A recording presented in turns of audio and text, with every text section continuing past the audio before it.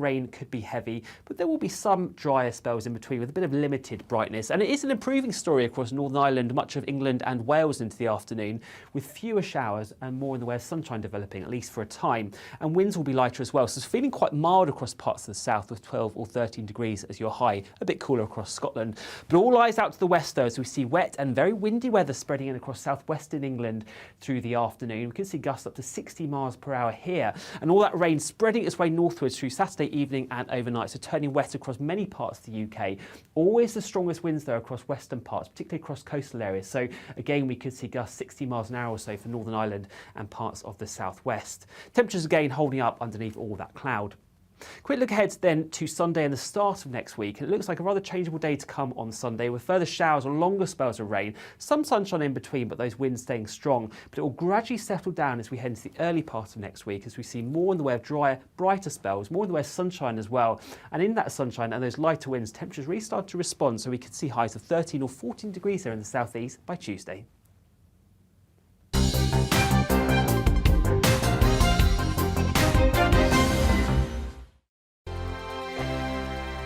GB News is the UK's home of discussion and debate from all perspectives. To stay up to date on the latest stories, make sure that you subscribe to the GB News channel right here on YouTube. You can watch us live 24/7 across the whole world. You can also check out exclusive content and catch up on previous episodes of your favourite shows. Every day, we ask the questions that you'd ask, so why not add your voice to the conversation in the comments section? Don't forget to subscribe. We are GB News, Britain's news channel. Every night at 11 on GB News, we bring you the next day's stories the day before. Basically like time travel. If it's a big story, we'll cover it, guaranteed. But we'll also have some fun along the way. Big opinions, big laughs. Sometimes big hair. This is Headliners, the paper review show that won't send you to sleep like the others will. 11 p.m, 7 nights a week. Join us.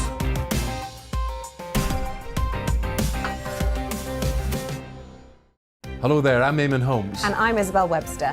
And we hope you can join us for Breakfast with Eamon and Isabel. You make me laugh out loud, belly laugh. Is that important first thing in the morning? Yeah, absolutely. And there's me trying to be deadly serious.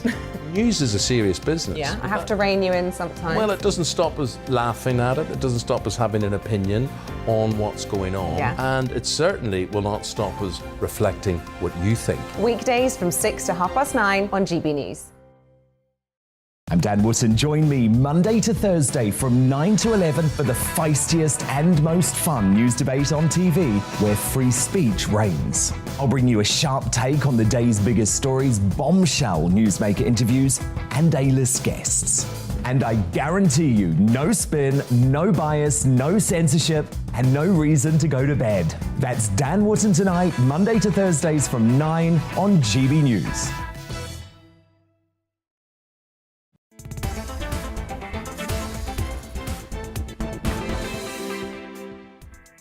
Hello, good afternoon and welcome. This is GB News on TV, online and on digital radio. I'm Nana Akua, and for the next 2 hours, me and my panel will be taking on some of the big topics that are hitting the headlines right now. This show is all about opinion. It's mine, it's theirs, and of course it's yours. We'll be debating, discussing, and at times we will disagree, but no one will be cancelled. So joining me today is the Deputy Leader of the Reclaim Party, Martin Daubney, and former Conservative advisor, Claire Pearsall. Before we get started, let's get our latest news headlines.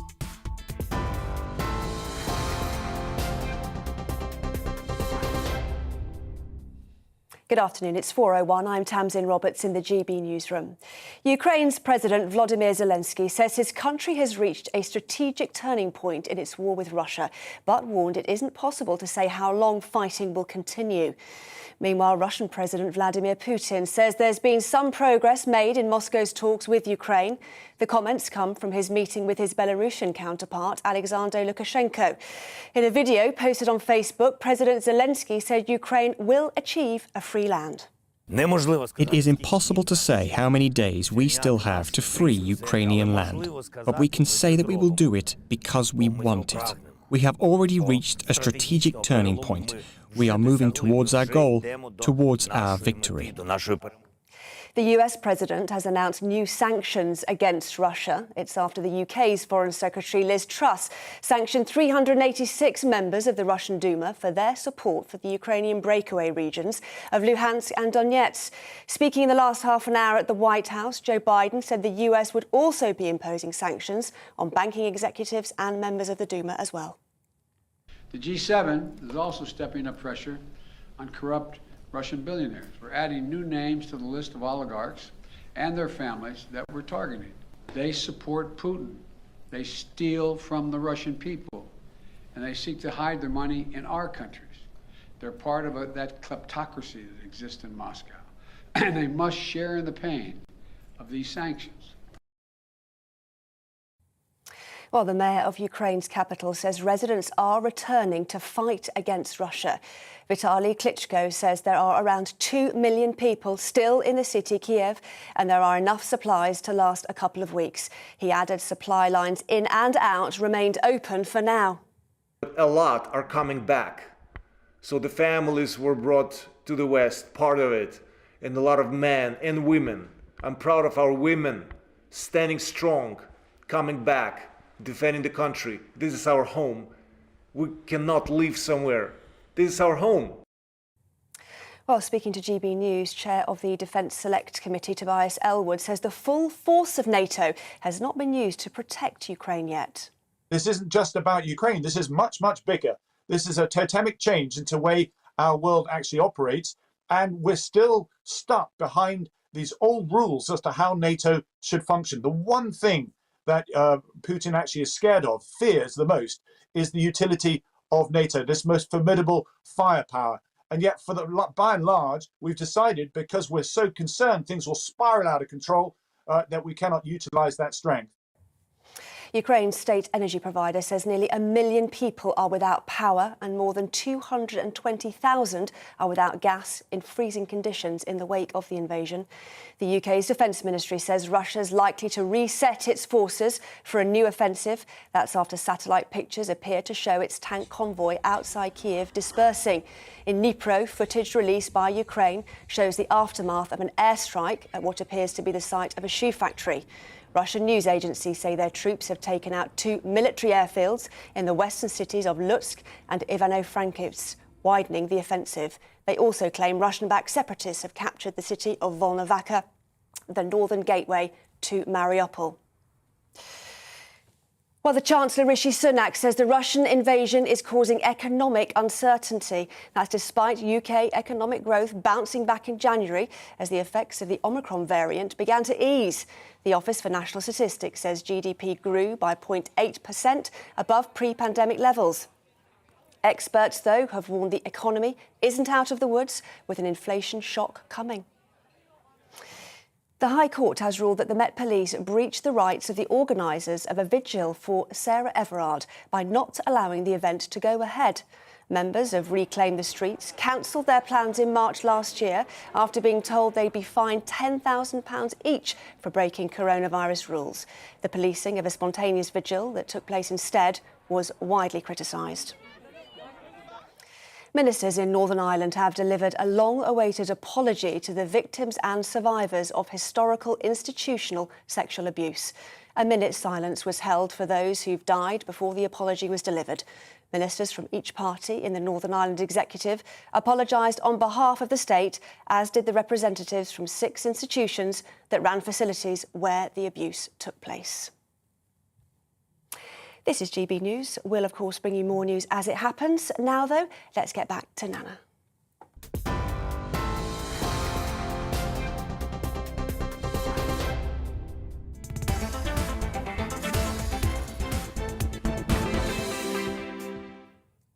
So it's just coming up to 8 minutes past 4 o'clock. I'm Nana Akua. This is GB News on TV, online and digital radio. Now, listen very carefully to these words. I fear the worst. I fear the future. What if this is the end? It's awful. I'm shocked and upset. We will suffer and we don't deserve this. I'm so worried we're fighting for survival. What are they talking about? No, not the unbelievably indiscriminate brutality of war. or the fear that they will never see their homes and land again, or that World War III has potentially just begun.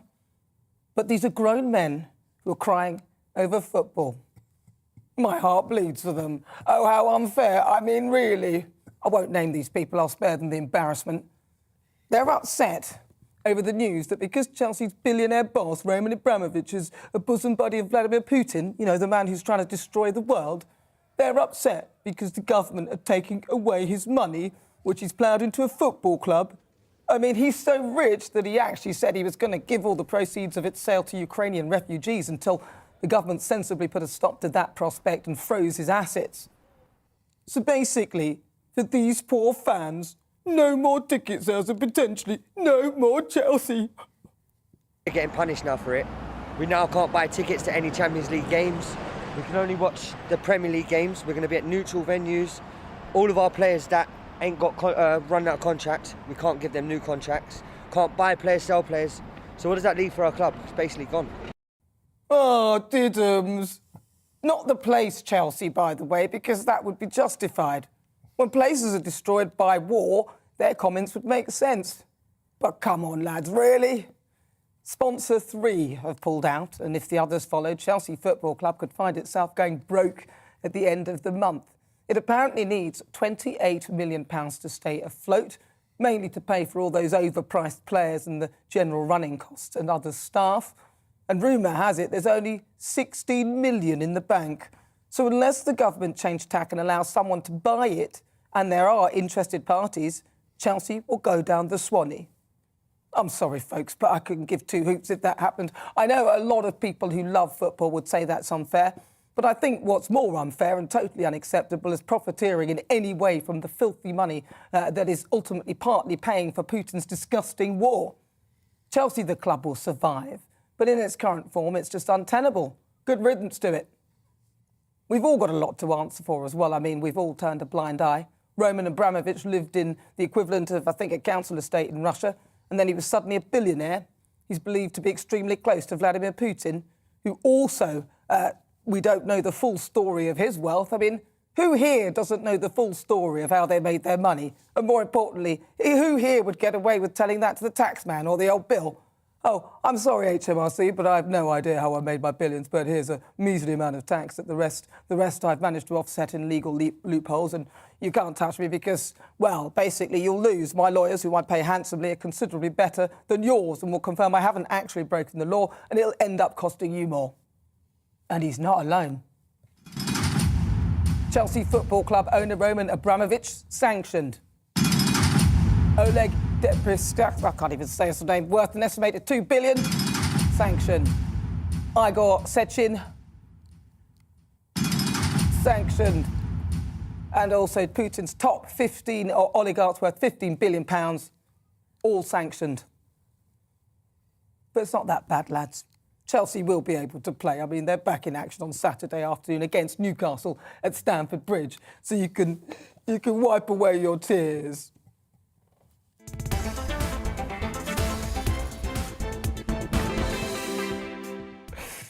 Oh, I know. Look, this is GB News. I've probably lost a load of Chelsea fans. Look, I understand your pain. I'm Nana Akua. Now, before we get stuck into the debate, here's what else is coming up today. Each Friday at 5 o'clock, we put the focus on a particular guest or subject matter. And today, we'll take a look at the Home Office response to the refugee crisis in Ukraine.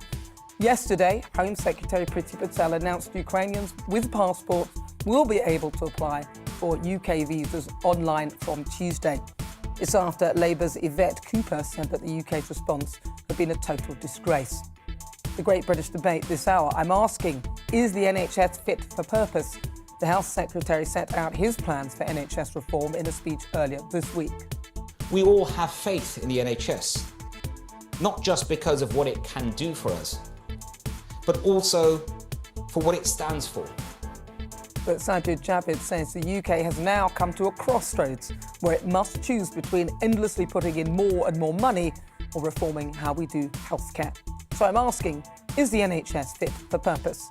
And we'll head to the capital of Poland, where GB News' Isabel Oakeshott has been speaking to Ukrainian refugees who've made their way across the border.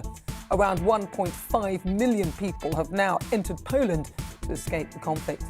Tell me what you think on everything we're discussing. You can email gbviews@gbnews.uk or why not tweet me @gbnews. Right, let's get started. Welcome to my panel. Deputy Leader of the Reclaim Party, Martin Daubney, and former Conservative advisor, Claire Pearsall. Hello, welcome. Yeah, very excited to see you making great friends there with Chelsea fans. Oh, do you think? That was very touching. It was, yeah. I mean, are you? I'm just joking. You know I'm teasing you. Of course, I love you all. So are you a football fan? I am. I'm a Nottingham Forest fan. So the luxury of having billions of pounds sloshing around is the stuff of absolute fantasy, although we did knock Huddersfield Town out of the FA Cup this week. But who? Yeah, exactly. You lost all their fans as well. Yeah. I think that there's been a long conversation about money in football, where it's come from. Isn't it interesting how Chelsea are playing Newcastle at the weekend? Look at the money that the Saudi sheikh who decapitated a journalist and cut him up, brought in. And FIFA do we actually know that? That can't be. That was absolutely linked. But this isn't. No, but I don't think you can say that there because we don't have any actual. I know your kind of legal is... mind is twitching there, but we know. Well, no, we don't. We don't. I mean, even if you knew, you couldn't say that. So we'll just discount that bit, and you can carry on. The matter is, football has a very loose grasp on morality. I think we can say that. Look at the Qatar World Cup. Thousands of slaves have died. And refugees, actually. A conversation about morality in football, I think, is long overdue. Be it dirty money, deaths of workers, or LGBT rights, and all of that in Qatar. Football is pretty rotten. I mean, because I tend to agree with you in that respect as well, because as you said, Qatar. I mean, we know that at least 400 refugees have died actually building that stadium, but yet they're still going. So for them to sort of try and be moral about things, it sort of doesn't work, does it? Well, it doesn't. So, and I speak as a Southampton fan, so I have no love for Chelsea. But I can understand where the fans are coming from. This is a club that they invest their lives in. And we may make light of it, sort of saying, sort of dry your eyes, princess, you'll get over it. But it is important to people, and it's all the jobs that it creates. So if they can't afford to pay the security staff, the people that sell the merchandise in a shop, these are people whose livelihoods do rely upon Chelsea Football Club. So I don't think we can dismiss it as easily as that. And the fans also own parts of the pitches, they pay into it, they'll have a stone or a plaque to a relative, placed there. So it isn't quite as simple as saying, oh, well, doesn't matter, you can go. But I do agree that a bigger conversation needs to be had into funding of football clubs. It just seems that anybody with a big enough chequebook, doesn't matter where they come from, can just come over here and buy up a British club. It's not even just that, it's almost anything, actually. If you've got enough money, people don't ask that many questions. And also, you've probably got a way more powerful legal team than anyone could ever imagine. Well, of course, you can throw money at. You can throw money at people, and literally at people. And where does that money come from? So, whilst you say it's not that simple, I think it is. When that money comes from, now we know how close this person is to Vladimir Putin, and we've always known that anyway. And so we should have been questioning it earlier, and I'm just amazed that we haven't. I mean, there's a lot of Russian money sloshing around London and around politics. Sadiq Khan, was linked to some Russian money coming in, and Boris Johnson there's been donation links. And look, there's billions of pounds come through London, especially. And has it been laundered? I think Abramovich actually is a bit of a sacrificial lamb here, in as far as he's an easy target. Let's make out of being tough on the oligarchs, tough on Putin. But they gave him quite a lot of notice, didn't they? Well, they did. I wonder if he got his money out of the country and got his affairs in order. I mean, look, I don't agree with the whole Vladimir Putin thing. I think he's ghastly, and what he's doing is tantamount to mass murder, as far as I can see, and that's just my humble opinion. But I think it's just the fact that he's linked is just unacceptable. But I do feel, yes, he's a bit of a sacrificial lamb, but he stayed. So I'm wondering why he stayed when he probably could have got out of this a lot sooner. It seems a bit odd that he... Well, it does, and you're right. The sanctions actually won't kick in until next week for the majority. So it's, we've given them a good sort of 10, 14 days notice in which to dispose of their yachts and their houses. And as Martin said, London is awash with Russian money. All of those big properties have been bought up by Russian investors.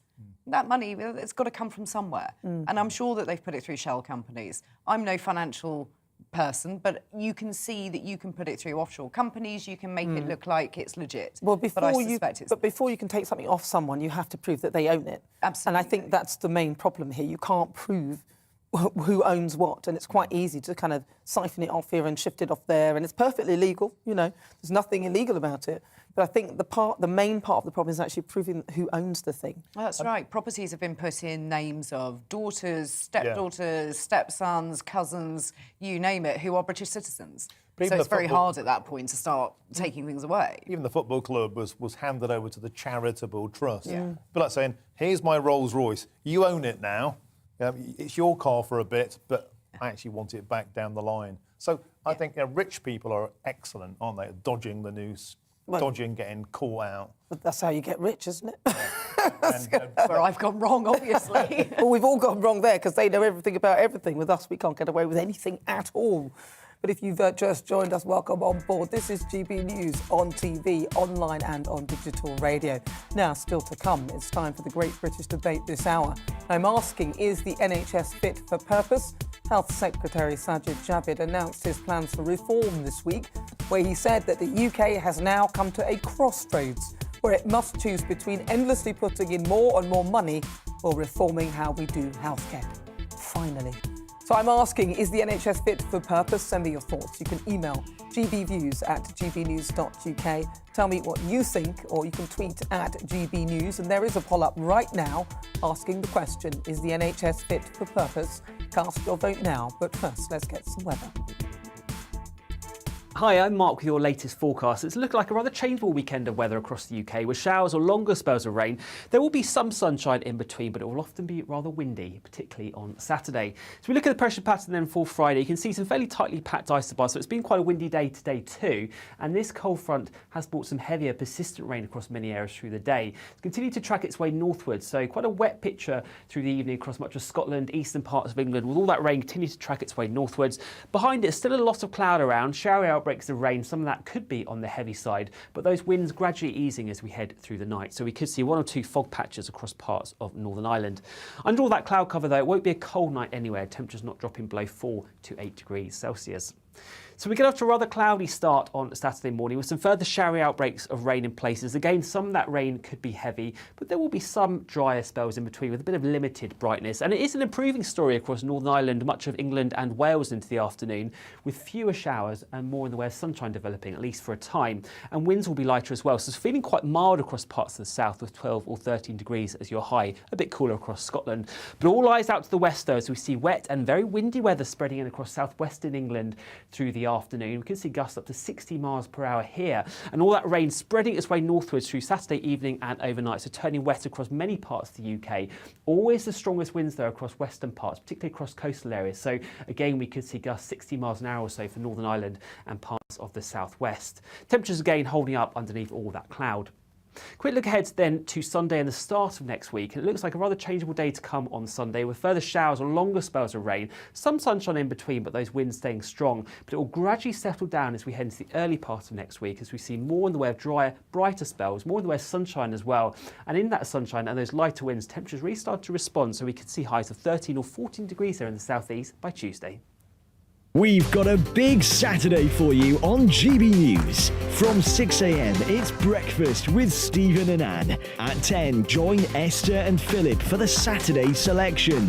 Alistair, Darren and Nana take you through the day. And don't miss Neil Oliver Live at 7 p.m. At 9, it's Mark Dolan Tonight, followed by Headliners. That's Saturday on GB News.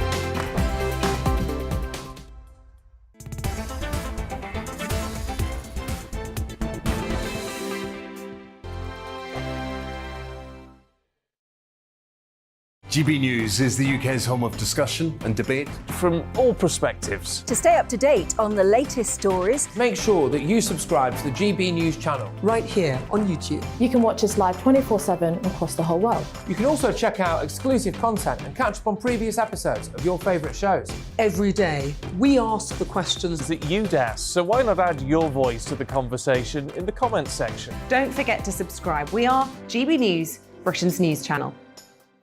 Every night at 11 on GB News, we bring you the next day's stories the day before.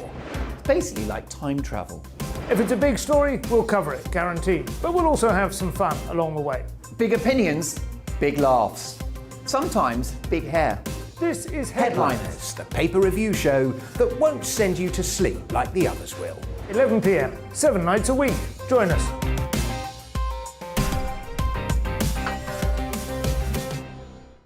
Hello there, I'm Eamon Holmes. And I'm Isabel Webster. And we hope you can join us for Breakfast with Eamon. And Isabel. You make me laugh out loud, belly laugh. Is that important first thing in the morning? Yeah, absolutely. And there's me trying to be deadly serious. News is a serious business. Yeah, I have to rein you in sometimes. Well, it doesn't stop us laughing at it. It doesn't stop us having an opinion on what's going on. Yeah. And it certainly will not stop us reflecting what you think. Weekdays from 6 to 9:30 on GB News. I'm Dan Wootton. Join me Monday to Thursday from 9 to 11 for the feistiest and most fun news debate on TV, where free speech reigns. I'll bring you a sharp take on the day's biggest stories, bombshell newsmaker interviews, and A-list guests. And I guarantee you, no spin, no bias, no censorship, and no reason to go to bed. That's Dan Wootton tonight, Monday to Thursdays from 9 on GB News.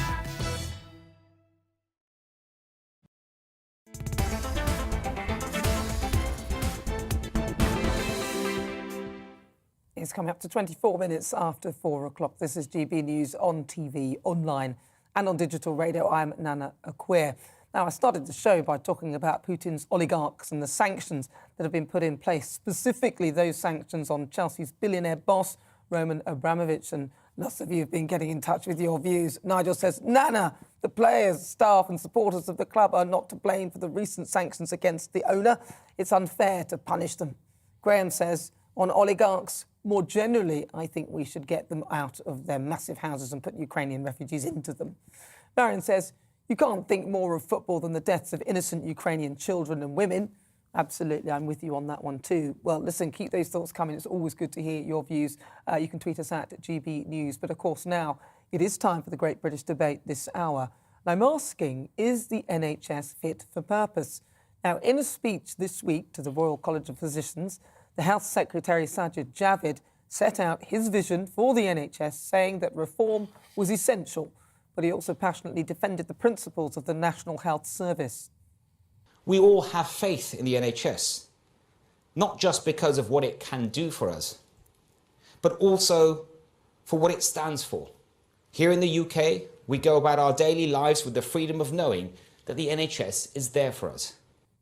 But despite his enthusiasm for the service, the Health Secretary says that unsustainable finances posed a long-term challenge for the NHS. But with the ballooning waiting times and more people struggling to get doctors' appointments, I want to ask whether the NHS is really fit for purpose. So I'm joined now by the Conservative MP for Rayleigh and Wickford, Mark Francois. Mark, thank you so much for joining me. I want to start by asking you, what do you think? Do you actually think the NHS is fit for purpose? The NHS is an incredible institution, but in some ways it's like a curate's egg. It's good in parts. And the clinical staff who did amazing stuff throughout the COVID pandemic, deserve to be clapped on our doorsteps. I declare an interest, my part was one of them. But they labour under the burden of a massive level of bureaucracy at the very senior levels of the system. Some of these people are paid £200,000, £300,000, £400,000 a year. They're a bit like the old nomenclature in the Soviet Union in the 1980s. They're not really accountable to anybody. And some of those people assume there'll just always be one more tax rise. You can keep raising taxes forever to pay for the NHS. And human nature suggests you'll get to some point where taxpayers go, no, I'm not paying even more taxes. You're going to have to make do with what I'm giving you. And do you think we're at that point now? Well, I think with this latest tax increase, I think, Tory MPs have voted for it, but there was some scepticism, if I'm honest, about how much of that money would actually get to go to where it needs to be and how much would be soaked up in bureaucracy. Let me give you a practical example.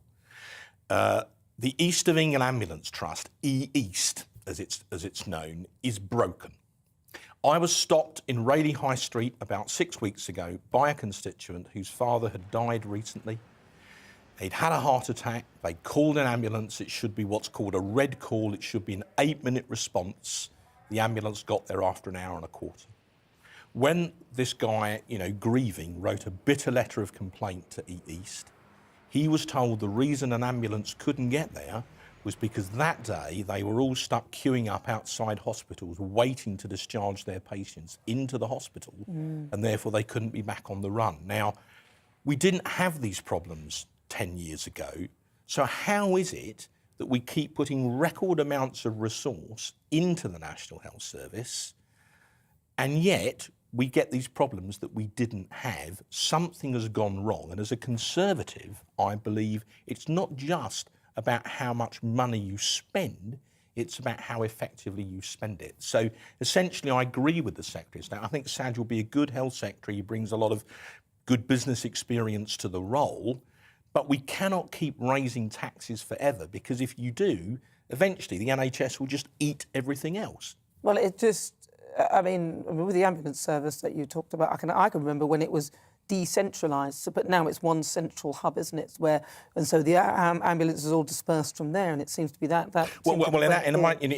We used to have the Essex ambulance service, which ran extremely efficiently. They regionalised it. Yeah. It's become too big, too remote. The other problem is you've had complete musical chairs in its leadership. You've had multiple different chief executives. You've had multiple different chairmen, and with this constant, moving around churn. They've not really had stability. There have been lots of internal staffing issues, and the paramedics are leaving almost as fast as they can recruit the new ones. What does that mean in real life? It means when you ring for an ambulance, it doesn't always turn up in 8 minutes for a heart attack, and it should. That's what the system is meant to do, and yet we as MPs are constantly being asked to ask our constituents to pay ever more of their hard-earned cash into this system. So we must reform the system, otherwise, if you keep pouring in more money, you're pushing on a piece of string. Well, that's right. But something you mentioned at the beginning was the bureaucracy. Yeah. Because when I was younger, you didn't have all these managers. I was looking, and there was net zero managers. There's about 5 of them, and they were going to be paid between £47,000 to £55,000, and there was a head of it going to be paid, I think it was about £98,000 to £107,000. These are all jobs that have suddenly evolved, and that money is coming out of the public purse. And then within the NHS. I've got an old friend who works as a radiographer in a hospital, and there are 7 layers of management between them and the chief executive. What are all those 7 layers of management doing, and how much of that actually clinically affects the patients? We have to admire, we've got some of the best frontline clinical staff in the world in the NHS, but a lot of them themselves are demoralised by this crushing bureaucracy that they have to fight through every day just to do their job. And that money eventually filters through to those on the front line who seem to be paid, well, actually the least out of all of them, and I think they've got something wrong there as well. Well, there is this kind of, strata now of very senior managers in the NHS, many of them paid vastly more than the Prime Minister, and I'm sure some of them do a good job, but I just question how many of those people are really actually adding value. You could do a lot of cataract operations, say, with £300,000 a year. You could do, yes, you could do. I wonder how many. I wonder how much. Well, at least probably 100. At least, I should imagine. Mark, it's been really good to talk to you. Thank you so much for that. Thank you for having me on, then. Thank you so much. That's Mark Francois. He's an MP and Conservative MP for Rayleigh and Wickford. So Amanda Pritchard, NHS's Chief Executive, said this: as the NHS recovers services and addresses the COVID-19 backlogs that have inevitably built up during the pandemic, these measures will support the work of the NHS. Long-term plan, giving more patients greater choice and control over their own health. The pandemic has shown us what can be achieved when we work together across health, social and wider community services, and taken with the reforms set out in the Health and Care Bill, these actions will help to ensure patients and their families are firmly in the driving seat when it comes to making decisions about their healthcare. I think she's paid about £260,000. I'll say that quietly. Right, it's the Great British Debate this hour, so I'm asking, is the NHS fit for purpose? Let's have a quick look at what you've been saying. Dido says the NHS is spread way too thin and is hopelessly run. And Alan says the NHS needs root and branch reform. Pay the people that actually deal with the patients a proper wage and cut management. Here, I second that, but keep those thoughts coming. You're with me, I'm Nana Akua. This is GB News on TV, online and on digital radio. Still to come, we'll continue with the Great British Debate, and I'm asking, is the NHS fit for purpose? You'll hear the thoughts of my panel, Deputy Leader of the Reclaim Party, Martin Daubney, and former Conservative advisor, Claire Pearsall. But first, let's get your latest news headlines.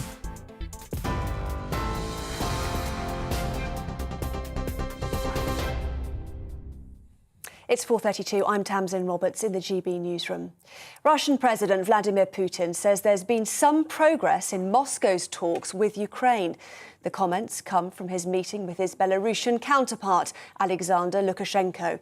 Meanwhile, President Volodymyr Zelensky says Ukraine has reached a strategic turning point in its war with Russia, but has warned it isn't possible to say how long fighting will continue. In a video posted on Facebook, he said Ukraine... It is impossible to say how many days we still have to free Ukrainian land, but we can say that we will do it because we want it. We have already reached a strategic turning point. We are moving towards our goal, towards our victory. The US president has announced new sanctions against Russia. It follows UK's Foreign Secretary sanctioning almost 400 members of the Russian parliament. Liz Truss said 386 members of the Duma are being banned from travelling to the UK, and any assets they have in the country will be frozen. Speaking in the last hour at the White House, Joe Biden said the US would also be imposing sanctions on banking executives and members of the Duma as well. The mayor of Ukraine's capital says residents are returning to fight against Russia. Vitaly Klitschko says there are around 2 million people still in the city Kyiv, and there are enough supplies to last a couple of weeks. He added supply lines in and out remained open for now. In other news now, ministers in Northern Ireland have delivered a long-awaited apology to the victims and survivors of historical institutional sexual abuse.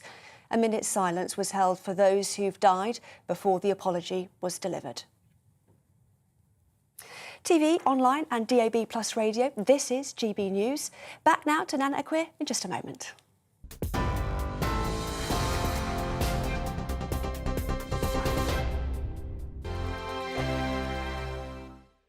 GB News is the UK's home of discussion and debate from all perspectives. To stay up to date on the latest stories, make sure that you subscribe to the GB News channel right here on YouTube. You can watch us live 24/7 across the whole world. You can also check out exclusive content and catch up on previous episodes of your favourite shows. Every day, we ask the questions that you'd ask, so why not add your voice to the conversation in the comments section? Don't forget to subscribe. We are GB News, Britain's news channel.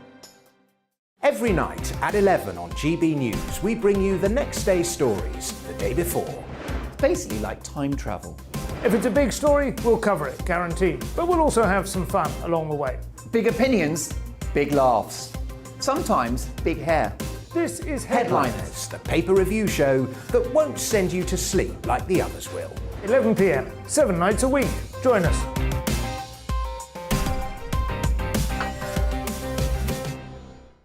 Hello there, I'm Eamon Holmes. And I'm Isabel Webster. And we hope you can join us for Breakfast with Eamon. And Isabel. You make me laugh out loud, belly laugh. Is that important first thing in the morning? Yeah, absolutely. And there's me trying to be deadly serious. News is a serious business. Yeah, I have to rein you in sometimes. Well, it doesn't stop us laughing at it. It doesn't stop us having an opinion on what's going on. Yeah. And it certainly will not stop us reflecting what you think. Weekdays from 6 to 9:30 on GB News. I'm Dan Wootton. Join me Monday to Thursday from 9 to 11 for the feistiest and most fun news debate on TV, where free speech reigns. I'll bring you a sharp take on the day's biggest stories, bombshell newsmaker interviews, and A-list guests. And I guarantee you, no spin, no bias, no censorship, and no reason to go to bed. That's Dan Wootton tonight, Monday to Thursdays from 9 on GB News.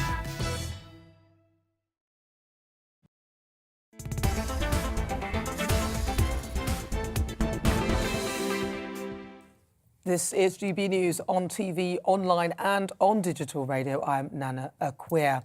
So back to our Great British Debate this hour, and I'm asking, is the NHS fit for purpose? Now, the pandemic saw the National Health Service come under intense pressure, with hospitals having to reorganise to cope with the surge in demand. Protective equipment and staff were all in short supply. But what's been left behind is record waiting times for treatment, 5.5 million patients on waiting lists in August last year, and a variety of logistical and monetary pressures. I mean, just this week, the Health Secretary Sajid Javid announced his plans for the NHS reform, saying unsustainable finances posed a long-term challenge for the health service. So I'm asking, is the NHS fit for purpose? Let's see what my panel make of that. I'm joined by the Deputy Leader of the Reclaim Party, Martin Daubney, and also former Conservative advisor, Claire Pearsall. So I'm going to start with you, Claire, because I started with Martin last time. Yeah. Do you think that the NHS is fit for purpose in your view?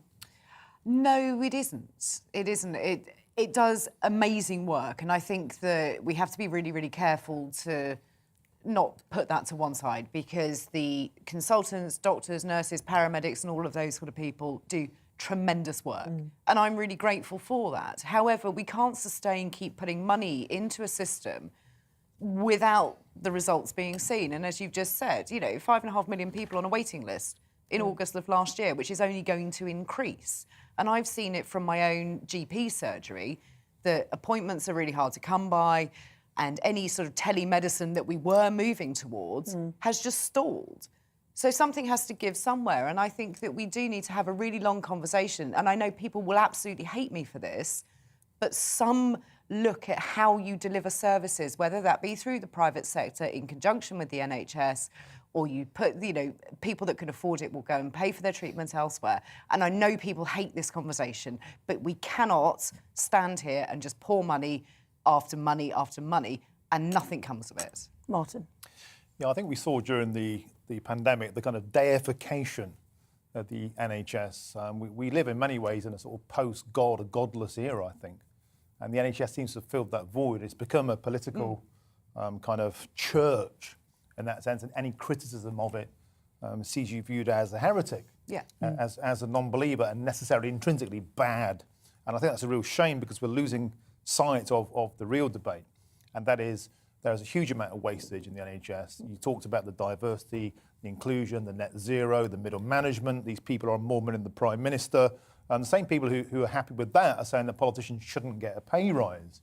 Well, where should the money go? Now, we all can agree that frontline staff is where it should be. There are huge wastages in terms of the procurement of medicines, of treatments. I mean, we talked about this for years. Yes, and it's yet, not a new problem. we still seem to be prevented from having that conversation, because I think it's become, you know, this sacred entity, and if you even voice concern about it, you are seen as bad. And I think that's a bad place to be. It is. And another thing that I think, because as you caveated your response, Claire, with how amazing it is, you have to start like that. You can't say, well, actually, I know a load of people who actually are not here today because of the state of the whole thing. And everyone, you have to start with this, because people go, but the NHS is...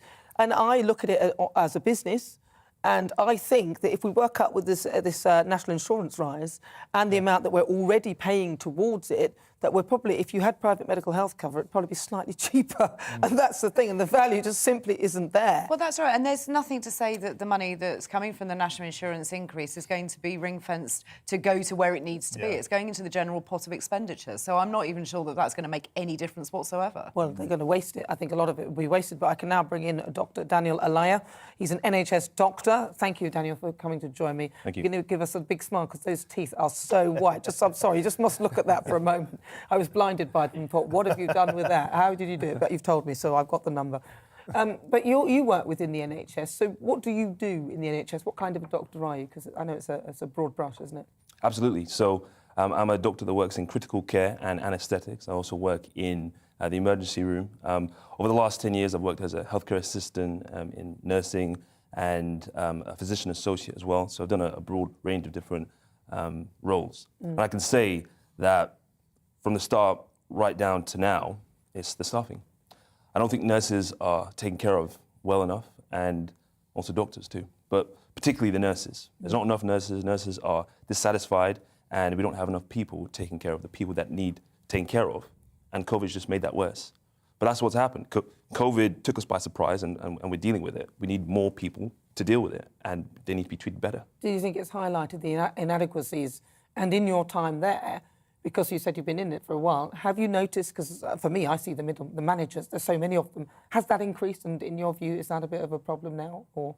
So I think it's a controversial one, because we often talk about the managers and the people in the middle, and are those people medically trained? You know, should there be clinical staff in those positions? And that's where I think we should be focusing. Those people should have experience being on the front line, you know, dealing with patients and understanding, you know, what the problems are. And of course, you know, we often like to talk about those people are being paid a little bit too much when we're on the front line, and not only do we have the experience, but, you know, we understand what it means technically to, you know, have patients flow through the system, go and come. You know, if you talk to junior doctors, you know, they're doing their discharge summaries, and you talk to consultants, you know, they're having a headache because, you know, they can't get new patients in. There's bed blocking. So those positions need to be filled with the right people. Yeah. So because a lot of people would say that's one of their biggest challenges, because the money doesn't seem to be going to the right place. There's a lot of money in it. So it's not like it doesn't have a lot of money. If you could rework it, what would you do to make it better? Thank you for that question. Good luck. I think it always goes down to the patient care. And you talked about the NHS being a business.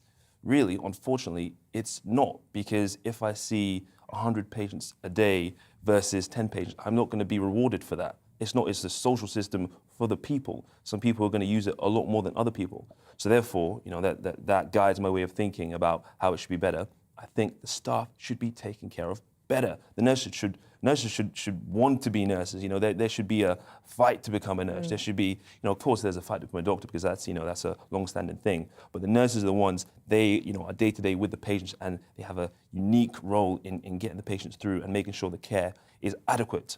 And that's what we're missing. What about bringing back matron? Matron? Yeah, because when I was younger, and I am old, I know, I don't look it. You didn't say it, but I can read your eyes. You look great. Thank you, thank you. It was a bit late, it was a bit delayed, but we'll let you have that.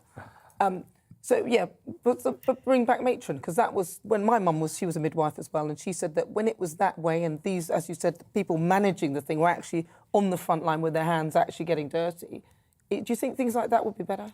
Absolutely, absolutely. I mean, that's just one example, but that way of thinking, you know, focusing on the people, that way of thinking is where we need to go. Yeah, well, let's hope that this time when they take the 12 billion off us out of our national insurance rise, that they start thinking outside the box. It's good that Sajid Javid is thinking that way. Thank you very much, Daniel. It's really good to talk to you. That's Dr. Daniel Alaya. He's an NHS doctor with fabulous teeth. Right, this is GB News. Let's get back to my panel, Martin Daubney and Claire Pearsall. So I think that David's he's right, isn't he? Starting, because it's like a triangle, isn't it? But the pyramid's the wrong way. It's like a triangle balancing on you know, like a diamond. Instead of where the managers are, the sort of staffing seems to get wider as it goes higher, instead of actually the baseline needs to be. It does, but I do sort of disagree slightly with the fact that not viewing it as a business, because I think perhaps we need to view it as a business, and completely agree that staff need to be looked after better. I think that is one thing that has to happen. And if you had a better business model attached to it, and as you say, you bring back matron that will keep, you know, some order and some care on the wards, then absolutely you can do this. It's not just the middle and higher management. That is a problem, but it goes wider than that. It's the buildings themselves and how much they cost. It's the procurement. It's you know, supplies and all the rest of it. You know, there's a whole lot of other things. So that's why you need to look at it as a business. Even though you really want patient care to be number one, you can only do that if you start sorting out the finances and where money is going. Yeah, and I absolutely agree about encouraging more nurses in. This barrier, if you like, of having to have a degree, the matron system of people who are just good carers. I think the same in the police force. You know, like people who've been in the armed force would make great cops, but they don't have degrees, so they can't get in. I'd like to see grants being looked at to incentivise and encourage junior nurses to get in. And why not make their fees free? Well, that's why not get more nurses in by not charging them to train? Well, they used Nobody to do gets that. into nursing for the money. They get into the job because they absolutely love it and they love the care. get them a free pass. I'm all for a free degree for nurses. They used to do that. Not in there. They used to do a bursary for the nurses, but now the nurses actually have to pay for it, and they shouldn't have to do that. Well, listen, this show's nothing without you and your views, so let's get somebody on board who's been watching the programme and find out what they think. Our Great British Voice, your opportunity to be on the show and tell us what you think about the topic we're discussing. And Neil Charlock is the CEO of Gillingham Street Angels, and he joins us from Kent. Neil, what do you think? Is the NHS fit for purpose? I think, as your guests have been saying, at a lower level, the nurses and the frontline workers have been amazing through COVID. I think there is a lot of issues. I think a lot of the problems I face personally myself, I deal with a lot of people on low incomes, people who are struggling, homeless. So mental health services is something that we deal with regularly. And I think getting any help for any mental health stuff has been very, very difficult recently, very difficult. One of the things that Savid mentioned was about the patient's voice and that how he would increase people getting a voice. I myself have not seen a GP for a couple of years, but I keep getting surveys through the door saying we would like you to fill in a GP survey. I would if I'd seen a GP. I'd love to see a GP. It would be great. My wife had a very serious issue through COVID. We tried to get her an appointment. It's a very serious appointment. Couldn't do it. So in the end, and I struggle for money myself. We had to pay privately, and we had to suffer it and go privately. I think there's more. We need more frontline workers, less management. I think spending money on management is crazy when it's the important people, the frontline workers who are actually getting the job done and doing the things. I think it's just strange, as they were saying about business, the NHS as a business as well. Maybe they should look at business arms, open more car parks. Have you ever, parked in a hospital car park? Cost you a fortune. So that could be something itself. They might make some more money out of. Maybe they should do things like that. Well, Neil, listen, thank you so much for your views. That's Neil Charlock. He's the CEO of Gillingham Street Angels. So let's see. And today I'm asking, is the NHS fit for purpose? Lots of you have been getting in touch with your thoughts. Julia says it was austerity that ruined the NHS. Do you think? I think it was probably sport before then. Helen says, I don't want another penny going to it until they get rid of the waste, get rid of the bureaucracy and all the layers of management. Here, get rid of your net zero managers as well. What on earth are they going to do? I mean, nothing. Steve says it needs serious reform, but it will be a brave government that dares to take on the risk of talking about it, as the media will just scream privatisation. See, that's what Claire was saying. I mean, you daren't say it. It's like the sacred cow. Paul says this, people talk about the management like it's a bad thing, but it's actually quite important. You need people in hospitals to increase efficiency, and that's what managements do. The reason waiting times have got worse in recent years is actually because management numbers have been cut. There's also a poll up right now. Interesting. Do you think? I think there's a bigger reason than that. The poll today throughout the show asking, is the NHS fit for purpose? And currently, only guess how many? 10% of you say yes. That means 90% are saying no, it isn't fit for purpose.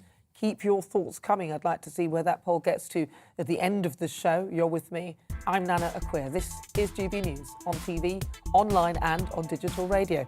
Now, after the break, we'll head to the capital of Poland, where GB News' Isabel Oakeshott has been speaking to Ukrainian refugees who've made their way across the border. Around 1.5 million people have now entered Poland to escape the conflict. But first, let's get some weather. Hi, I'm Mark with your latest forecast. It's looking like a rather changeable weekend of weather across the UK with showers or longer spells of rain. There will be some sunshine in between, but it will often be rather windy, particularly on Saturday. So we look at the pressure pattern then for Friday. You can see some fairly tightly packed isobars, so it's been quite a windy day today too. And this cold front has brought some heavier, persistent rain across many areas through the day. It's continued to track its way northwards, so quite a wet picture through the evening across much of Scotland, eastern parts of England, with all that rain continuing to track its way northwards.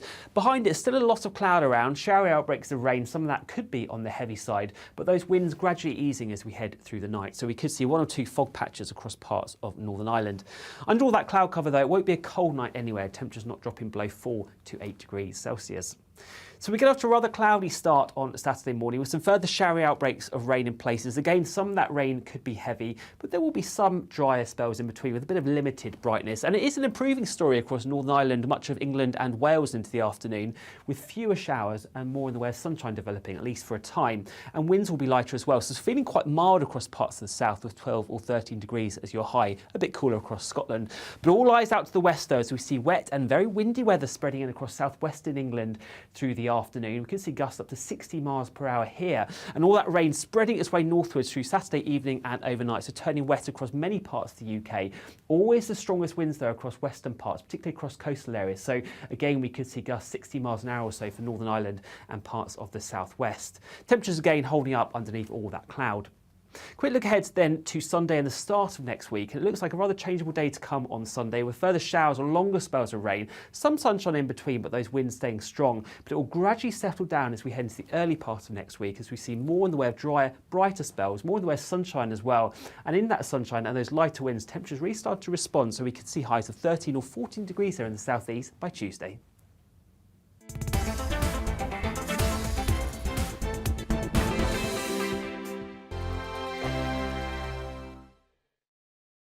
GB News is the UK's home of discussion and debate from all perspectives. To stay up to date on the latest stories, make sure that you subscribe to the GB News channel right here on YouTube. You can watch us live 24/7 across the whole world. You can also check out exclusive content and catch up on previous episodes of your favourite shows. Every day, we ask the questions that you'd ask, so why not add your voice to the conversation in the comments section? Don't forget to subscribe. We are GB News, Britain's news channel. Every night at 11 on GB News, we bring you the next day's stories the day before. It's basically like time travel. If it's a big story, we'll cover it, guaranteed. But we'll also have some fun along the way. Big opinions, big laughs. Sometimes big hair. This is Headliners, the paper review show that won't send you to sleep like the others will. 11 p.m, 7 nights a week. Join us.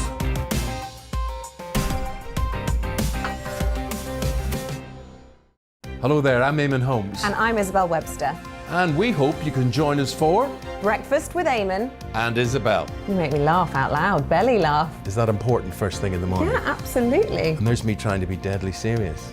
News is a serious business. Yeah, I have to rein you in sometimes. Well, it doesn't stop us laughing at it. It doesn't stop us having an opinion on what's going on. Yeah. And it certainly will not stop us reflecting what you think. Weekdays from 6 to 9:30 on GB News. I'm Dan Wootton. Join me Monday to Thursday from 9 to 11 for the feistiest and most fun news debate on TV, where free speech reigns. I'll bring you a sharp take on the day's biggest stories, bombshell newsmaker interviews, and A-list guests. And I guarantee you, no spin, no bias, no censorship, and no reason to go to bed. That's Dan Wootton tonight, Monday to Thursdays from 9 on GB News.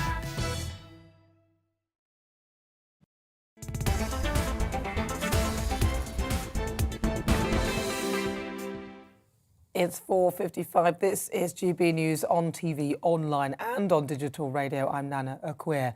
Now, first of all, though, I mean, since Russia rolled its tanks and missile launchers into its neighbour Ukraine, lots of suburbs have been flattened, uncountable numbers of people have been killed, and millions have fled the country in terror. Our regular Friday host of the lunchtime briefing, Isabel Oakeshott, is on a special trip to Ukraine's neighbour, Poland, with the British Parliament's all-party group on Poland. She's been seeing how the country has dealt with the vast numbers of Ukrainian refugees crossing into the country, and how the UK could learn from the generosity shown by the Poles. She sent us this report from Warsaw. The clatter and clamour of a busy kitchen near Warsaw as two families prepare for supper. Eugenia and her partner Alina have been taken in by a Polish family they'd never even met, along with 12-year-old Sasha and Marina, who's just 5. A few days ago, it was a different kind of crashing they heard from their apartment in Kiev, the terrifying roar of Russian bombs raining down on their home city. The evening, we started to hear these explosions more often, and we really realized that it's time to leave. So maybe I still had doubts, and I was hoping that maybe next day it will all stop. And Alina said, okay, I take children and go. I don't remember that we even told something to children, but we were talking to each other, so they probably, so Sasha understood what is happening, and Marina, she was just scared. So she so when I was packing, she took her best dress and put it into our luggage and said, "Mom, will we get back?" So of course we will. Eugenia said she would have stayed to fight like her sister if it wasn't for the kids, but her relief at being safe with her family is clear. I cannot tell how much we are grateful for all the Poland and all the people here. They are just, it's amazing. So I couldn't even imagine that there will be so much support from Poland. Really, it's like. So we are living now in a house of one Polish family.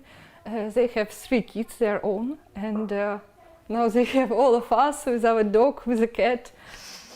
Despite such a short time knowing each other, these two families seem to share a deep bond. Mum of 3, Violetta, says she was well prepared for the likelihood that their stay would last much longer than a few days. Tak naprawdę mam takie poczucie, że przyjechali do mnie znajomi. Ktoś. I don't see them as strangers. I feel like they're my friends come to visit. Przyjęcie kogoś obcego do domu.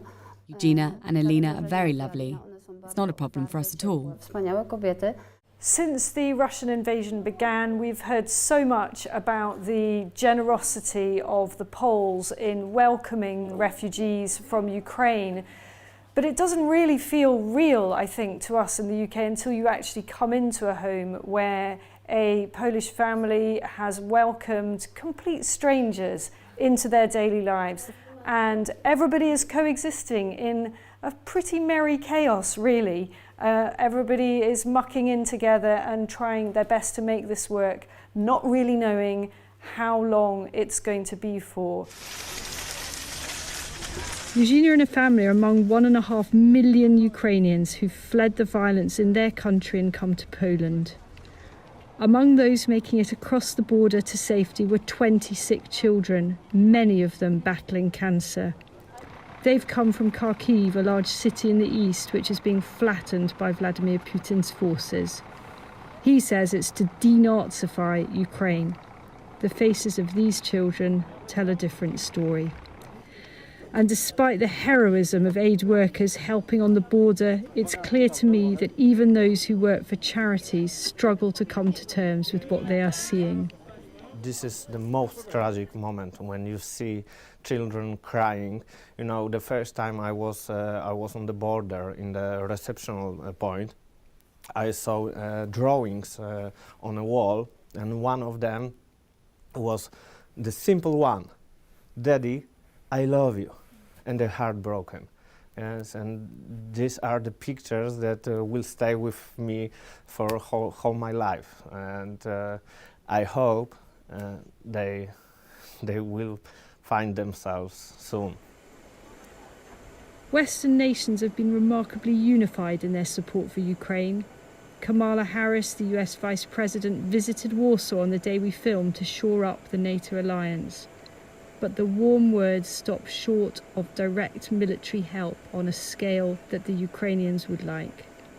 And with refugee numbers now threatening a humanitarian crisis in Poland as well as Ukraine, ministers here are calling on friends like Britain to do more. Nie mamy najmniejszej wątpliwości, że są pewne ograniczenia. No, co do tego nikt nie ma wątpliwości. It's only 1.5 million refugees now, but there could be millions more to come. No, ale jeśli działania wojenne na Ukrainie nie zakończą... And if that's the case, then we will be asking our British friends and other European friends to accept more refugees. For many back in the UK, the efforts to help Ukraine's refugees have left a lot to be desired, with only minimal numbers accepted and huge bureaucratic hurdles for the rest. There are signs now that that may change, but it's clear that Ukraine's trauma will not end soon, and Britain may soon have to wrestle with an immigration crisis to match any we've seen before. Isabel Oakeshott, GB News. A report from Isabel Oakeshott. More to come in the next hour.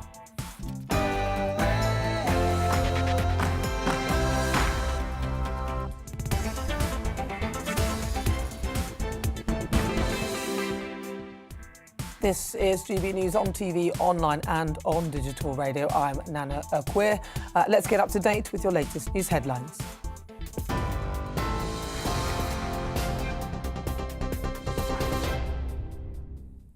It's 5:01. I'm Tamsin Roberts in the GB newsroom. Ukraine's president says his country has reached a strategic turning point in its war with Russia. But Volodymyr Zelensky warned it isn't possible to say how long fighting will continue. Meanwhile, Russian President Vladimir Putin says there's been some progress made in Moscow's talks with Ukraine. The comments come from his meeting with his Belarusian counterpart, Alexander Lukashenko. In a video posted on Facebook, President Zelensky said Ukraine will achieve a free land. It is impossible to say how many days we still have to free Ukrainian land, but we can say that we will do it because we want it. We have already reached a strategic turning point. We are moving towards our goal, towards our victory. The US president has announced new sanctions against Russia, including an import ban on seafood, alcohol and diamonds. It follows the UK's Foreign Secretary sanctioning almost 400 members of the Russian parliament. Liz Truss said 386 members of the Duma are being banned from travelling to the UK, and any assets they have in the country will be frozen. President Joe Biden has said the US would also be imposing sanctions on banking executives and members of the Duma. The G7 is also stepping up pressure on corrupt Russian billionaires. We're adding new names to the list of oligarchs and their families that we're targeting. They support Putin. They steal from the Russian people, and they seek to hide their money in our countries. They're part of that kleptocracy that exists in Moscow, and they must share in the pain of these sanctions. The mayor of Ukraine's capital says residents are returning to fight against Russia. Vitaly Klitschko says there are around 2 million people still in the city Kiev and that there are enough supplies to last a couple of weeks. He also says supply lines in and out remained open for now. A lot are coming back. So the families were brought to the West, part of it, and a lot of men and women. I'm proud of our women standing strong, coming back, defending the country. This is our home. We cannot leave somewhere. This is our home. Well, speaking to GB News, Chair of the Defence Select Committee, Tobias Elwood, says the full force of NATO has not been used to protect Ukraine yet. This isn't just about Ukraine. This is much, much bigger. This is a totemic change into the way our world actually operates.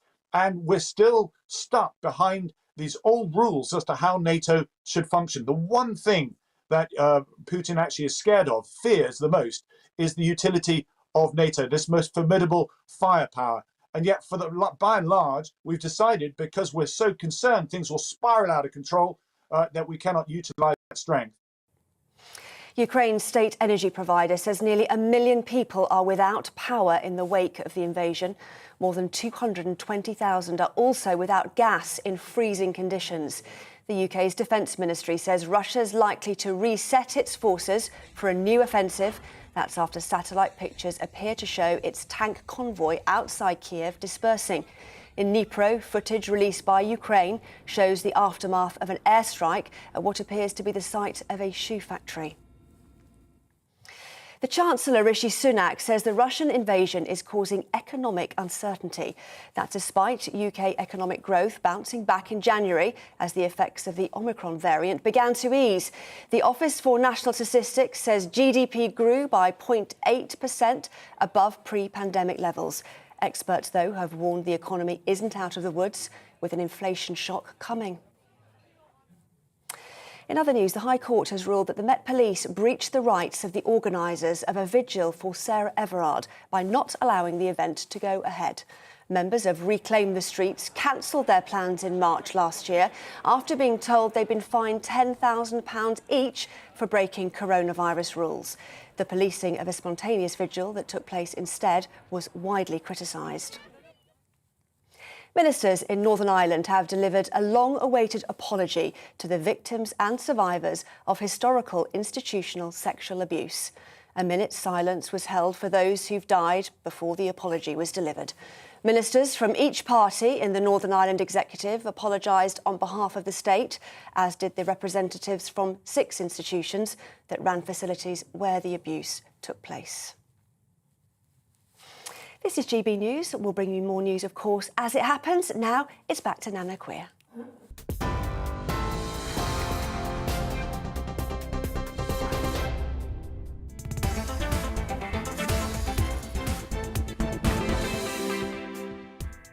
7 minutes after 5 o'clock. This is GB News on TV, online and on digital radio. I'm Nana Akua. And for the next hour, me and my panel will be taking on some of the big topics hitting the headlines right now.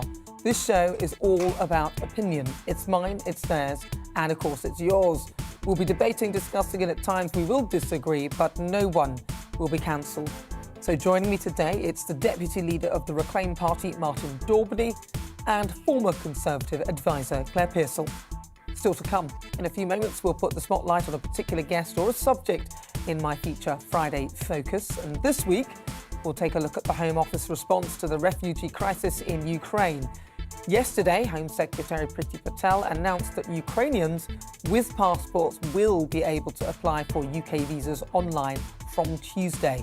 It's after Labour's Yvette Cooper said that the UK's response had been a total disgrace. So is the Home Office failing refugees? Great British Debate this hour. I'm asking, would you welcome a refugee into your home?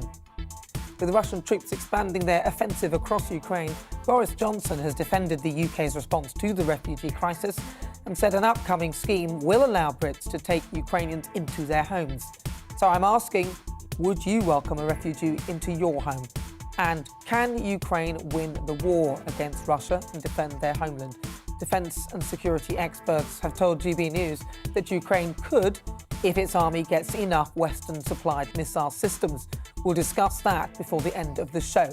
As ever, I want to hear your thoughts. You can email gbviews@gbnews.uk or why not tweet me at gbnews.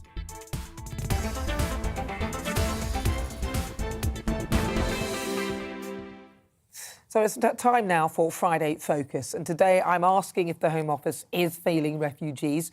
Home Secretary Priti Patel has come under heavy criticism for her handling of the refugee crisis emerging from the war in Ukraine, and it's because the UK has taken a much lower number of people fleeing the conflict compared to European counterparts. As of Tuesday, Poland had taken in more than 1.2 million people seeking refuge from the conflict.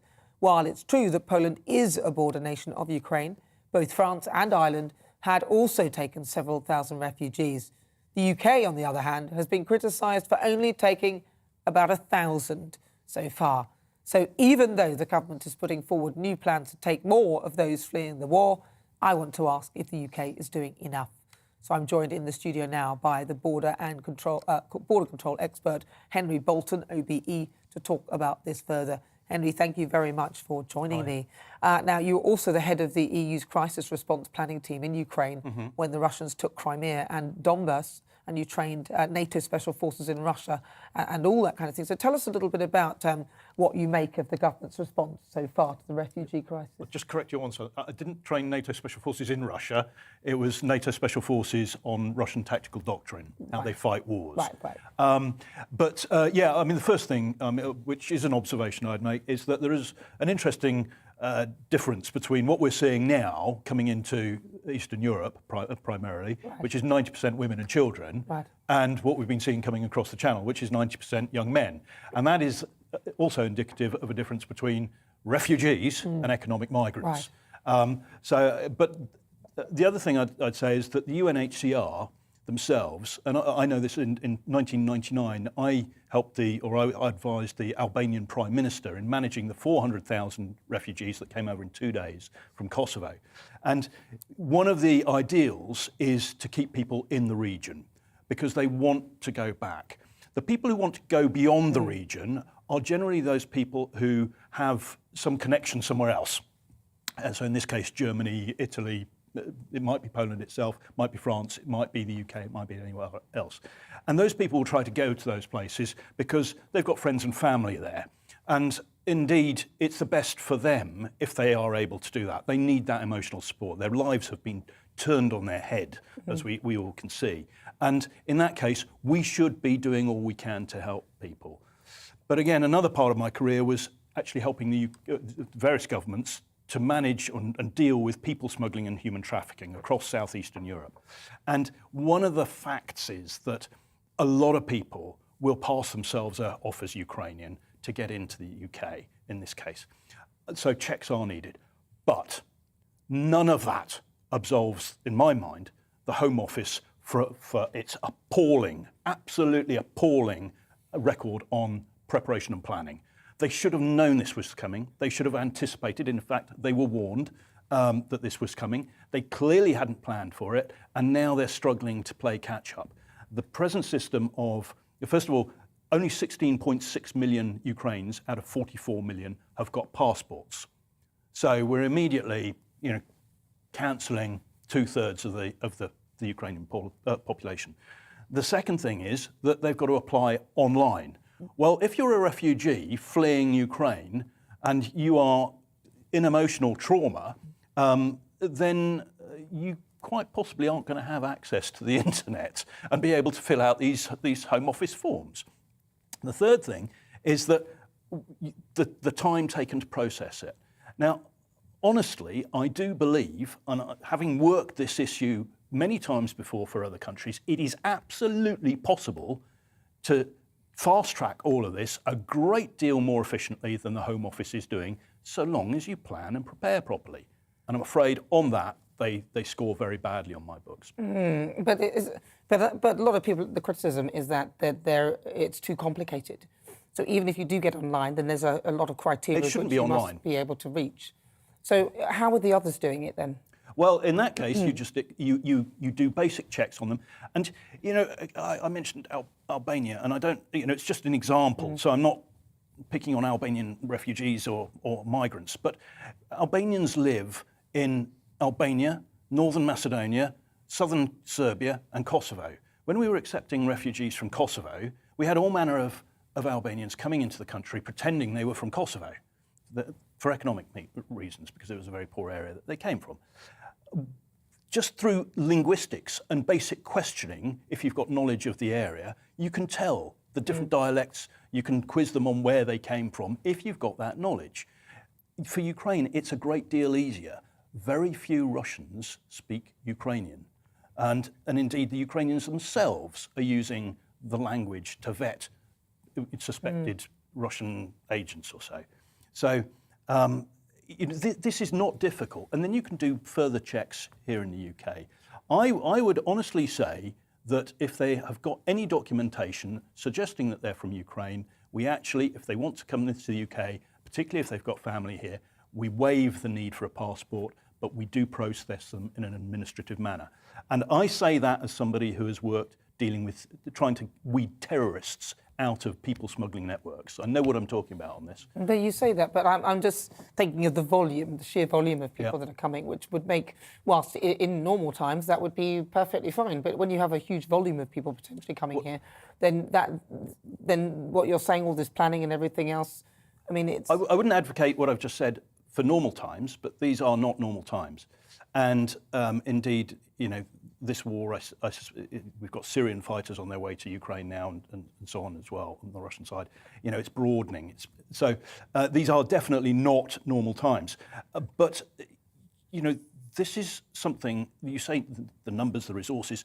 Well, why weren't we planning for this? I was saying back in November, we need to plan for this. I was saying, look, forget the parties in Downing Street. Think about why Putin is building up. And everybody in the media was saying, well, yeah, he's not going to come, he's not going to... Well, nobody was actually speaking to the people who know the Russians. But you know why if it's in answer to one of your questions, and you actually mentioned it, you touched on it, we were too busy talking about parties, weren't we? That's why we weren't planning for it. Correct. So it's a distraction. But this is what... But we had our priorities wrong, if I can say. I mean, we at that point, we had 150 to 175,000 Russian troops massed on Ukraine's borders. And the media headlines were all about whether Boris Johnson violated a COVID rule. I'm sorry, but we've got to get our priorities right here. Yes, there is an issue over that, but yes, also the Metropolitan Police are doing an investigation. Let that investigation run its course, comment on whatever the outcome is, but in the meantime, there's another massive problem brewing in the East, which I could have told the parties and everybody, all the actual governmental parties who are attacking Boris on that one, whilst if he has had parties, OK, we'll deal with that on another level, but this is not something that the business of government should be stopped for. The other thing I wanted to ask you was, how great do you think the appetite will be for people to take in refugees? Because that's the next thing, isn't it? Well, I don't know, but it's a little bit that relates to what I said earlier, that most of the people who want to come to the UK will want to come to the UK, in this case, because that they've got friends and families and connections here. And I suspect, therefore, if they've got sons or daughters working here, and I've been speaking to the Ukrainian community in the UK for the last 10 days or so, and I've met some earlier, and they are desperately worried about friends and family who are trying to make their way here. And of course, these are sons and daughters of people who probably coming here, aiming to come here, and of course their sons and daughters will open their doors to them. So that some of that, in terms of the rest of the population, again, it's about the planning. The Home Office should have some idea of this, should have been putting it out there to the public, and doing polling. How many people will do this? Some people would say that actually, if the government had suddenly changed their policy specifically for people in Poland coming from Ukraine, that it might sort of look as though they're slightly being, well, they're not very nice. It's the black people having a trouble getting in, but yet because these people have white skin and so on and so forth. So the fact that Priti Patel sort of kept the criteria the same initially, I don't think that was actually such a bad thing, but so that's probably why they didn't. You say initially, but my initially would start when we realised that Putin might invade, and therefore that's when the initially should have started. That's when the planning and preparation should have started, not when we actually went, Poland's got 1.2 million refugees and some might come this way. Well, let's see what Martin thinks. You're there from the Reclaim Party. Martin Daubney is joining us here as well. What's your view? Yeah, I mean, a huge number of interesting points made there. And obviously there is a big concern around the abuse of throwing open border system completely, especially when they're undocumented. You mentioned the Albanian case. There are already cases this week, a lot of them, from Border Force where people pretending to be Ukrainian who aren't. Now, you say you can sort that out, but how do you deport those people when you prove they're not actually Ukrainian? The government can't control the borders as it stands. We've seen a doubling of illegal immigration already. It's completely out of control. There are 8 million Brits who cannot get access to public housing themselves. We have a situation where public housing is so full, we're putting refugees and illegals and asylum seekers in hotels at multi-million pounds per week to the British taxpayer. So at what point is our kind of public appetite to solve this kind of finished? And fleeing a war is one thing, but what a great time to pretend to be a law-abiding escapee if actually you're part of a crime magnate, if you're on the run. How do we know? And so I do think throwing it wide open to anybody is a disaster waiting to happen. I didn't say throw it wide open. I said do the checks. The checks are absolutely crucial. But what I'm saying is that those checks don't have to be particularly involved. And those checks can be through an interview. But the person conducting the interview has to know what they're talking about. And they have to be able to conduct the interview in the right language. Now, we've got a civil service that does not do language training any longer, to speak of, does not have subject matter experts for geographical areas now. Since Tony Blair reformed the civil service, particularly Tony Blair, and even the Foreign Office, you don't have geographical subject matter expertise. You have generalists. So with that in mind, it's a massive problem there. Well, with that in mind, then surely the checks are relevant and necessary. I mean, all the things you've listed are actually inadequacies in the system. So a level of checks would be Priti Patel understanding that. Yes, but again, it's about the preparation and planning. We could have started this process and tried to identify people who do have the subject matter or the geographical expertise, the linguistic expertise, back in November. Now we're in March, and we have done nothing until now. And that is the scandal of this, and that is why now we've got this problem. In terms of deporting people, Martin, you raise a good point, but I'm saying at the moment, indeed, the Home Office approach is to try and do this whilst people are still on continental Europe. Can we just get the terminology correct? Because you're not going to be deporting anybody unless they're a foreign national offender. You're going to be removing them. So can we all just, use the right language if we're going to be talking about this? That's fine, but they're not here. It's more than fine, it's correct. But it doesn't matter. If they come here and they say that they're Joe Bloggs and they turn out to be somebody else, it doesn't make them a criminal. So you can't deport them. Well, they've lied about their identity. But it's all about the semantics. And if we're going to talk about this properly, and we need to have a proper conversation about people coming into our country correctly, we all need to use the right terminology. And it does make me incredibly angry when experts come on as well and don't use it. All right, we need to be a little bit better. I apologise. I mean, removal, deportation, it's a very similar thing. It is a very similar thing in terms of the process. Yeah, apart from the criminality aspect. Indeed, but are we not talking about undesirable people that we don't want here? And Martin was talking about people in crime groups and so on. And so, OK, but I take your point. The issue, though, my point, though, is that at the moment, the Home Office, rightly, I think, wants to be able to process these applications for people to come here whilst they are in mainland Europe, before they come here. Further checks, biometrics and so on, would be done on arrival. So, indeed, we're not in the situation to that extent, and the Home Office is probably right, in terms of having to remove them or whatever. Because then we're not going to let them give them leave to enter. So, yeah, we're preempting that, which is possibly the one good thing that's being done by the Home Office. But it's unforgivable, I think. It's scandalous, this failure to plan and prepare. Well, listen, Henry, it's really good to talk to you. Thank you so much for coming in and talking to us about that. That's Henry Bolton, OBE. He's a border control expert. In response to our Friday Focus, a government spokesperson said this: "We are standing shoulder to shoulder with Ukrainians, which is why we've made it easier for those with Ukrainian passports to come here. This is alongside changes to visas to ensure Ukrainians in the UK can stay here. We have expanded our visa application capacity to 13,000 a week, deployed additional staff across the EU with a 24/7 helpline in place to ensure those who need appointments can get them to come here. This allows us to balance security risks whilst welcoming those in need." A new sponsorship route, which will allow Ukrainians with no family ties to the UK to be sponsored to come here, is also being brought forward. And all the measures that we've put in place follow extensive engagement with Ukrainian partners. We will keep our support under constant review. This is GB News. I'm Nana Akua. Now, still to come, it's time for the Great British Debate this hour. I'm asking, would you welcome a refugee into your home? We've just been talking about the UK's response to the crisis, but now Boris Johnson has suggested that from next week, Brits will be able to welcome refugees into their own homes. So would you?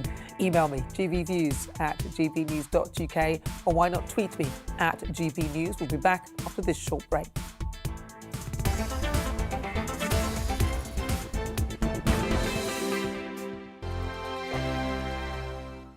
GB News is the UK's home of discussion and debate from all perspectives. To stay up to date on the latest stories, make sure that you subscribe to the GB News channel right here on YouTube. You can watch us live 24/7 across the whole world. You can also check out exclusive content and catch up on previous episodes of your favourite shows. Every day, we ask the questions that you'd ask, so why not add your voice to the conversation in the comments section? Don't forget to subscribe. We are GB News, Britain's news channel.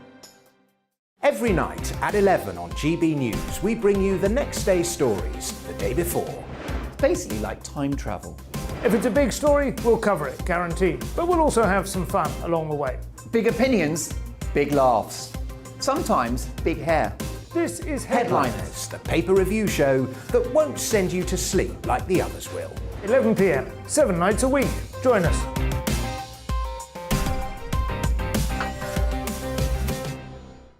Hello there, I'm Eamon Holmes. And I'm Isabel Webster. And we hope you can join us for Breakfast with Eamon and Isabel. You make me laugh out loud, belly laugh. Is that important first thing in the morning? Yeah, absolutely. And there's me trying to be deadly serious. News is a serious business. Yeah, I have to rein you in sometimes. Well, it doesn't stop us laughing at it. It doesn't stop us having an opinion on what's going on. Yeah. And it certainly will not stop us reflecting what you think. Weekdays from 6 to 9:30 on GB News.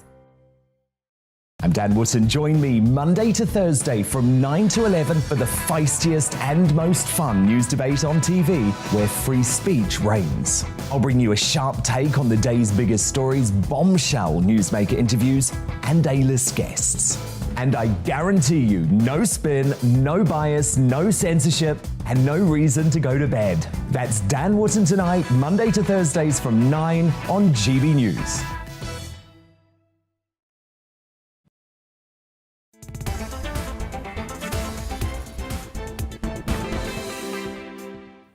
It's coming up to 27 minutes after 5 o'clock. This is GB News on TV, online and on digital radio. And it's time for our Great British Debate this hour. And I'm asking, would you welcome a refugee into your home? Now, on Monday, the Levelling Up Secretary Michael Gove is expected to set out details of a new humanitarian route into the UK. It'll allow Ukrainians with no family links to come to Britain. There'll also be support for people who want to put up a refugee in their home, and it's even been reported that those giving up a room will need to offer it for at least 6 months and meet certain standards. So I'm asking, would you welcome a refugee into your home? So joining me now is someone who's planning to house Ukrainian refugees, Martin Holton. He's from Warwick. Martin, tell me how you came to this decision. Just watching the news, watching it every day, seeing what was going on and thinking I've got to do something to try and help. You actually signed up for it then, and if you did, what do you actually have to do to try and sort of get involved with that? Well, I've been in touch with the Coventry Migrant and Refugee Centre, who was waiting for all the stuff to go online. And then the Ukrainian embassy, who we've been in close contact with, emailed me 2 days ago to say that they have now got the system online, and you have to go on there, fill in all your details, see how many people that you can take, minimum 6 months, and load that onto their system. So then as they get their visas through, they can then get in contact with you and you can house them. How many people have you got then coming to your home? It's quite difficult. We can get up to 16. 16? Wow. Yeah. Have you got a mansion there? I've got a country manor house, yeah. Oh, really? We can get up to 16 people in the house, depending on if you have to pick whether you want families and children, men, women. If I'd got a family, a mother and a father and one child, I could put them up in one room. If I'd got an elderly person, just one person, they'd need a room to themselves. So that would lower the amount of people that I could get. I don't want to be choosy and say I want this type of people to get more. So I will take what comes through the system, but we could house up to 16. Wow, that's fabulous, isn't it? That's great. And, you know, when will they arrive? When does this all happen? Well, sorry, the Ukrainian only went online 2 days ago. Right. So I'm presuming they will start coming through. But again, as you've just been talking about, they need to get their visas sorted. Once they get those sorted, then they can start making their way. All the address details, my contact details are all on the Ukrainian website and on with the Coventry Migrant and Refugee system. So they'll start to filter their way through. Well, listen, Martin, thank you very much. We'd love to get in touch with you and follow your progress and let us know how you're getting on. So it's really good to talk to you. That's Martin Holton. He's offering home to Ukrainian refugees. But, you know, we've got to ask, if you're watching now, I mean, how practical is it to house a refugee in your own house? And I'm joined in the studio by Harjit Singh Bangal, who's an sorry about that, immigration lawyer. Harjit, what are some of the key legal sort of intricacies that people who are thinking of housing a refugee should bear in mind? Well, first of all, you should be aware under the Housing Act 1985, Part 10, that your house is not going to be overcrowded, statutory, you've got enough room, health and safety sort of issues, security issues, and just the normal things really, that, you know, you've got enough facilities, you've got enough for groceries, and you've got enough stuff. And basically, can you also provide the mental support? Are you emotionally understanding to someone? Can you sympathise and empathise with what they've been through? And especially if there's kids, have you ever looked after a kid before? There's so many things. Elderly, if you're getting paired up with elderly, they will have special needs, women's needs. So there's all sorts of things you need to look out for. What about, will the government be giving people support as well? So financial support, because if I was housing 20 people or whatever, I'd need some help financially. The details are very scarce on that. I haven't heard anything about the government giving handouts or giving money out, but there will be access to public funds. So the migrants will be allowed to claim public funds. They will be allowed to work. So a lot of them will jump straight into jobs. As we know, but often don't hear about, only 4% of migrants claim benefits. 14% of British people claim benefits. So a lot of these migrants who are coming over, they're not going to come to claim benefits. They're going to if we go by the figures, out of 100, 96 will find work, and they're more than happy. We could use them to fill the jobs, actually, that our industries need at the moment, such as the care industry, such as the driving industry, so the truck drivers, we often hear about that. What if you, because you have to make a commitment for 6 months, what if they're there and it's not working out well and they're not as, because obviously we want to imagine that everybody's lovely, but what if it doesn't quite work out that way? What comeback has the person get then to say, look, this isn't working? I assume there would be some sort of helpline and there's some sort of dispute sort of resolution sort of helpline in respect to that, but also a backup list of people who can, on an emergency basis, take on people and house them as necessary, as opposed to just say, right, you've only got the one space, so you have to get on and make it work. So this all needs to be thought out. But because it's been done so quickly, as with most things with the Home Office, don't expect it to work out. We weren't trouble-free. There will be hitches and there will be sort of hang-ups and then there will be problems. So to be fair, though, I mean, this, even though the troops were gathering at the borders and everything, nobody really thought that this would actually happen. It was very, very fast. The whole sort of, I mean, the war's been going, for 14, 15 days now. So to be fair to them, they are trying, and I think we shouldn't beat them up too much. But, I'm just looking at the other side of it. Yeah, I just heard just a comment earlier about security checks take time and, the whole process takes time. Well, if you had 2 million quid and you was a Russian, you could get your visa in 10 days and all they checked was a bank statement. Where were the security checks on these big rich guys as to where their monies were coming from? Well, we won't defend that. I mean, I think most people will probably agree with that as well. There is a process that can be done and it can be done very quickly. Security checks can be done very quickly. Well, it depends on the level of scale you have as well. Yeah, of course it does. I mean, these are potentially thousands of people coming through, potentially. So I suppose, as opposed to one oligarch and 1,000 people, it's a lot harder to balance all of that. Also, if you have enough money, the Home Office sends a van around your house to take your biometrics for you. So it all comes down to money. Really? Costs. Yep, there's actual service on the Home Office website where they've got a van, a lorry, with the biometric unit in it. It will come to your house. You have to pay for it, though. Of course you have to pay for it. Yeah. Well, I mean, it's not great, but if you can pay for something, you do tend to get it in general in life a bit more quickly. You do indeed. Even waiting lists and even patient care. Listen, thank you so much for joining us, Harjip. It's really good to talk to you. Thanks. Really good to talk to you. That's Harjip Singh Bangle. How do I say that? Bangle. Bangle. Like a bracelet. It's exactly like a bracelet. No, it's not spelt like a bracelet, but I've got it. Thank you so much for that. I can't get that wrong. Trying too hard. I'm not going to repeat it, though. You're watching me. This is GB News on TV, online and on digital radio. Coming up, we're going to continue our Great British debate. I'm asking, would you welcome a refugee into your home? You'll hear the thoughts of my panel. Martin Daubney, he's the Deputy Leader of the Reclaim Party, and also former Conservative advisor Claire Pearsall. But first, let's get your latest news headlines.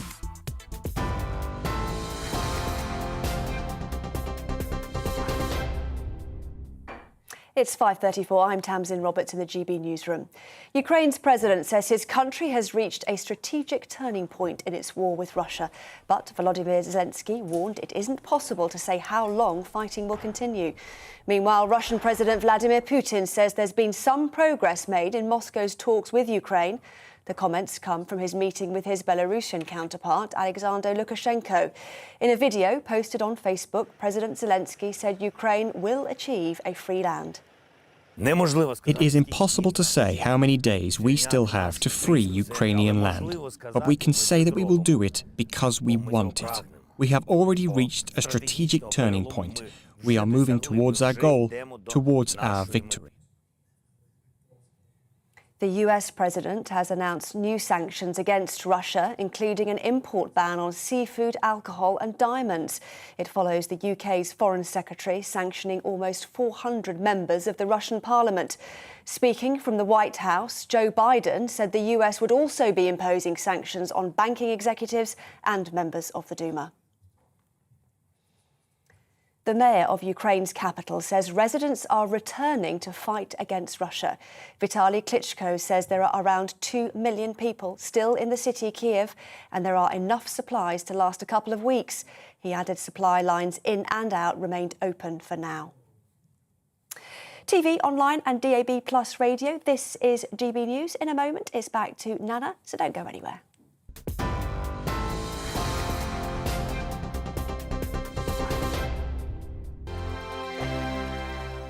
GB News is the UK's home of discussion and debate from all perspectives. To stay up to date on the latest stories, make sure that you subscribe to the GB News channel right here on YouTube. You can watch us live 24/7 across the whole world. You can also check out exclusive content and catch up on previous episodes of your favourite shows. Every day, we ask the questions that you'd ask, so why not add your voice to the conversation in the comments section? Don't forget to subscribe. We are GB News, Britain's news channel. Every night at 11 on GB News, we bring you the next day's stories the day before. It's basically like time travel. If it's a big story, we'll cover it, guaranteed. But we'll also have some fun along the way. Big opinions, big laughs. Sometimes big hair. This is Headliners, the paper review show that won't send you to sleep like the others will. 11 p.m, 7 nights a week. Join us.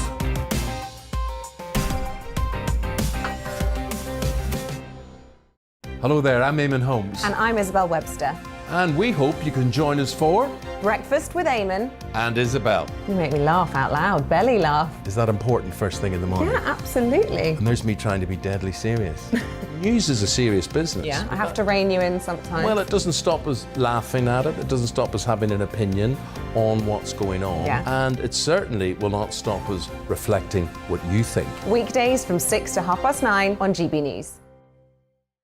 I'm Dan Wootton. Join me Monday to Thursday from 9 to 11 for the feistiest and most fun news debate on TV, where free speech reigns. I'll bring you a sharp take on the day's biggest stories, bombshell newsmaker interviews, and A-list guests.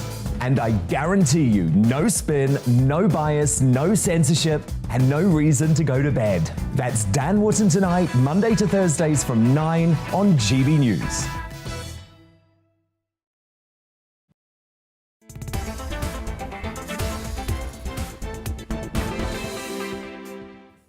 Good afternoon. It's fast approaching 39 minutes after 5 o'clock. I'm Nana Akua. This is GB News on TV, online and on digital radio. So let's get back to our great British debate this hour. And I'm asking, would you welcome a refugee into your home? The Prime Minister Boris Johnson said that the Levelling Up Secretary Michael Gove will announce new ways for the UK to help people fleeing the war in Ukraine. He says that people will be encouraged and supported in the process of putting those seeking refuge up in their own homes. So I'm asking, would you welcome a Ukrainian refugee into your home?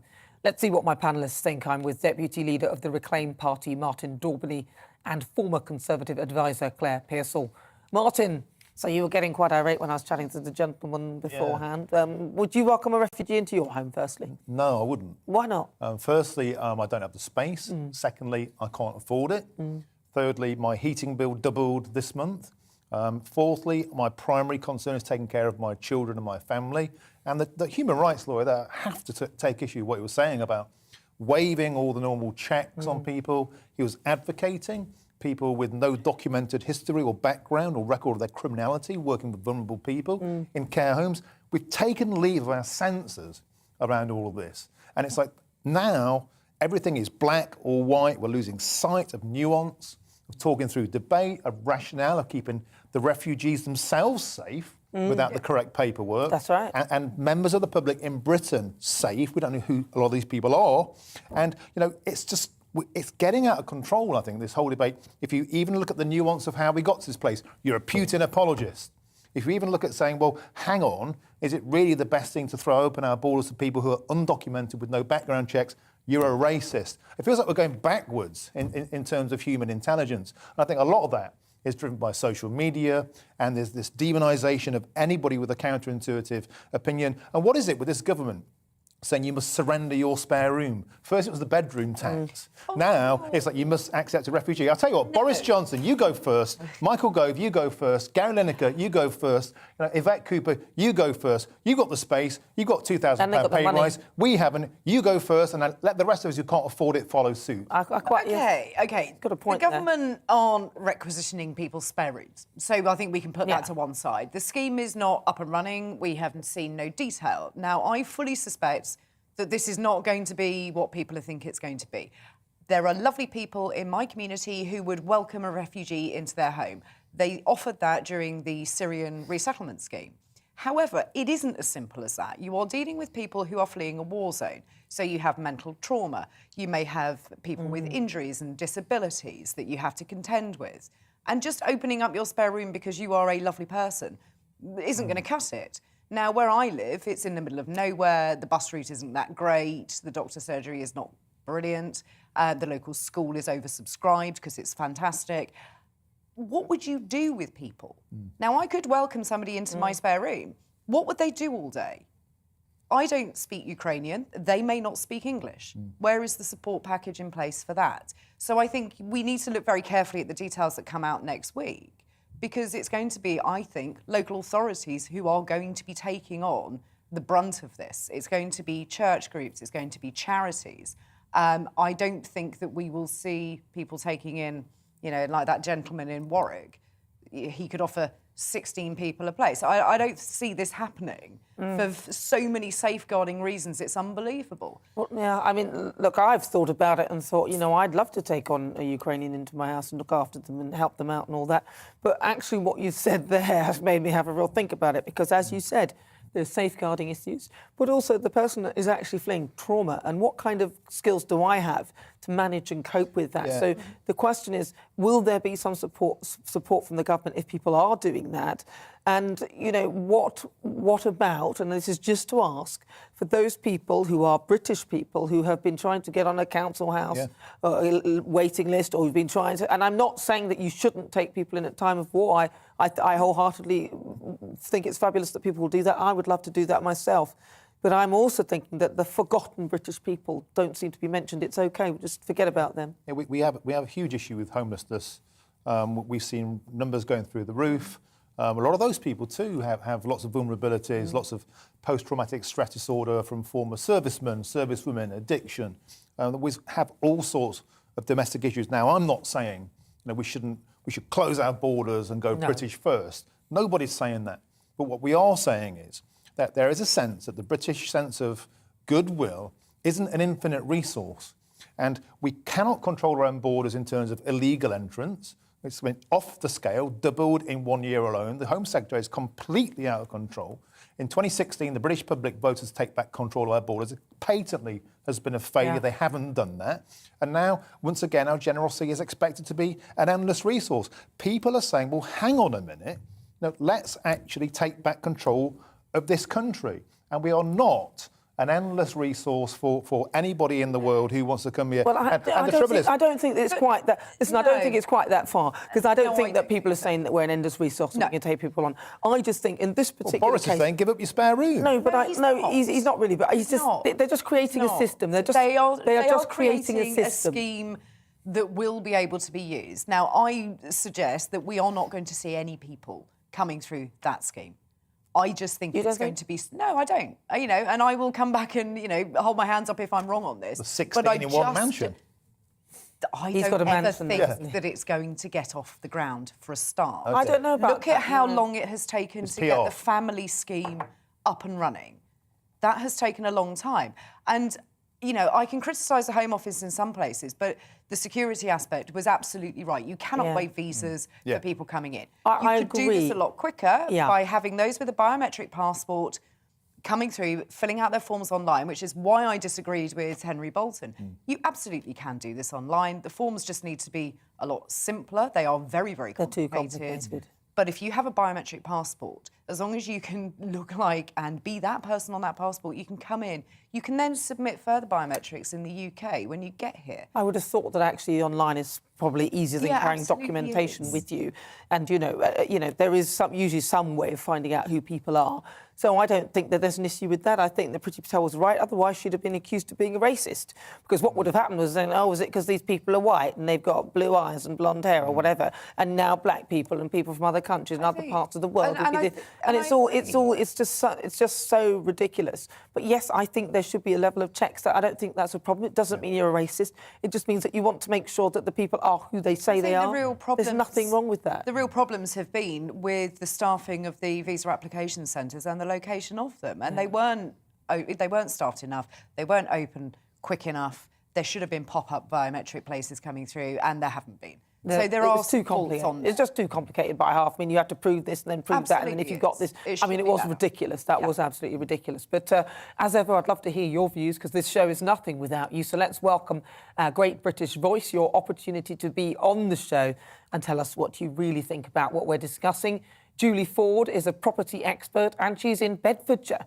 So, Julie, property expert, would you welcome a refugee into your home? Hi, Nana. Thank you for having me. I'm afraid I wouldn't personally. I absolutely understand why certain people would do it. And as your previous guest, Martin, has already said, he's got the space for it, 16 people that he can house. For me, it's too much of a risk. I don't know who would be coming into my home. I'd want more security, more checks done. And for me, again, like the panel have already said, how do I communicate if they don't speak English very well? I certainly don't speak Ukrainian. How do I support them if they're got some issues from the war that they've seen, the trauma that they've seen? It's just an awful lot, I think, for the public to take on with no training, and we don't know what this support package is actually going to be. Is it going to be financial? I know I'm certainly seeing an increase in my bills at the moment, and to have somebody come into my home, I'm going to obviously have to put the heating on, where myself I'd just sit there with a blanket and, you know, suffer it. But you'd want to make that person feel welcome. And I just think this is another sticking plaster solution from the government. And really and truthfully, I think, like your guest has already said, will we actually see anybody come through from this scheme, or is it just another PR stunt, really? Have they organised it in such a way that nobody can get through it? Julie, thank you so much for joining us. That's Julie Ford. She's a great British voice and a property expert. It does seem that way, doesn't it? They've made it so complicated. Jump through that hoop, then do that. You'll never get in. As of today, I'm asking, would you welcome a refugee in your home? And lots of you have been getting in touch with your views. Gary says, I would not have refugees in my home as I can only just afford to run it now. God help us in April when the cost of living cripples the ordinary working man. Let all the MPs and wealthy do-gooders take them in. Robert says, in principle, it's good to take in refugees, but could we afford it? My gas and electric for me is going to rise 30%. If you added 4 more people to that, who would pay it? I certainly could not afford it. A contributor on Twitter says this: I would if I had enough room and a proper house and enough money to feed them. Yeah, I would too if all that were true as well. Right, so let's move on, because defence and security experts have told GB News that Ukraine could fend off Russia's invasion if its army gets enough Western-supplied missile systems. Our security editor, Mark White, has been examining the various anti-tank and anti-air systems already being sent across the Ukrainian border and their apparent effectiveness on the battlefield. Western-supplied missiles have, it's clear, become a real thorn in the side for Russia's military. Easy-to-use lethal technology that's given Ukraine's otherwise heavily outgunned forces a real sting in their tail and helped slow Russian advances. Defence intelligence sources say more than 20,000 anti-tank and anti-air missiles have now been supplied to Ukraine. This includes 3,615 UK missiles so far, with more on the way. In fact, the UK was the first Western country to supply and train Ukrainian forces in the use of the NLAW anti-tank shoulder launch system, handing over 2,000 missiles long before Russia invaded. They are highly effective line-of-sight weapons. Some of these people literally are straight out of the office. I mean, they've got no military training. And so actually having a weapon that is easy to use is brilliant. But for many of these people, that firing that weapon will be the first military act of their life. The UK will also supply some Javelin anti-tank missiles, along with the 1,000 supplied by the US and some other nations. The high explosive warhead has a much further effective range than the NLAW. The US has supplied more than 2,000 Stinger anti-aircraft missiles, with Germany sending a further 500 Stingers. But Ukraine says it's desperate for more. That's prompted the UK to announce it's now examining how to send some of its stock of Starstreak anti-air missiles to Ukraine. That system, which can be mounted on vehicles or even handheld, can propel a missile at 4 times the speed of sound and reach an altitude of 4 miles. The difference between the Stinger and the Starstreak is the Stinger chases the tail of an aeroplane. It homes in on the infrared signature primarily from the engine exhaust. With Starstreak, you can meet the threat head on. The Ukrainians have claimed their forces have been able to destroy more than 300 tanks, thanks mainly to Western-supplied missiles. And they also claim to have shot down around 50 Russian jets. We have no way of independently verifying those claims. There will be no compromise on the part of the Russians. They will be beaten by the Ukrainians, which is why the missiles are so important, because those are the tools that they need to actually to do the business. I don't think Russia quite understands the trouble it's in. Well, 14 countries have supplied missiles to Ukraine, and despite Russia's objections, they're continuing to smuggle many more over the Ukrainian border.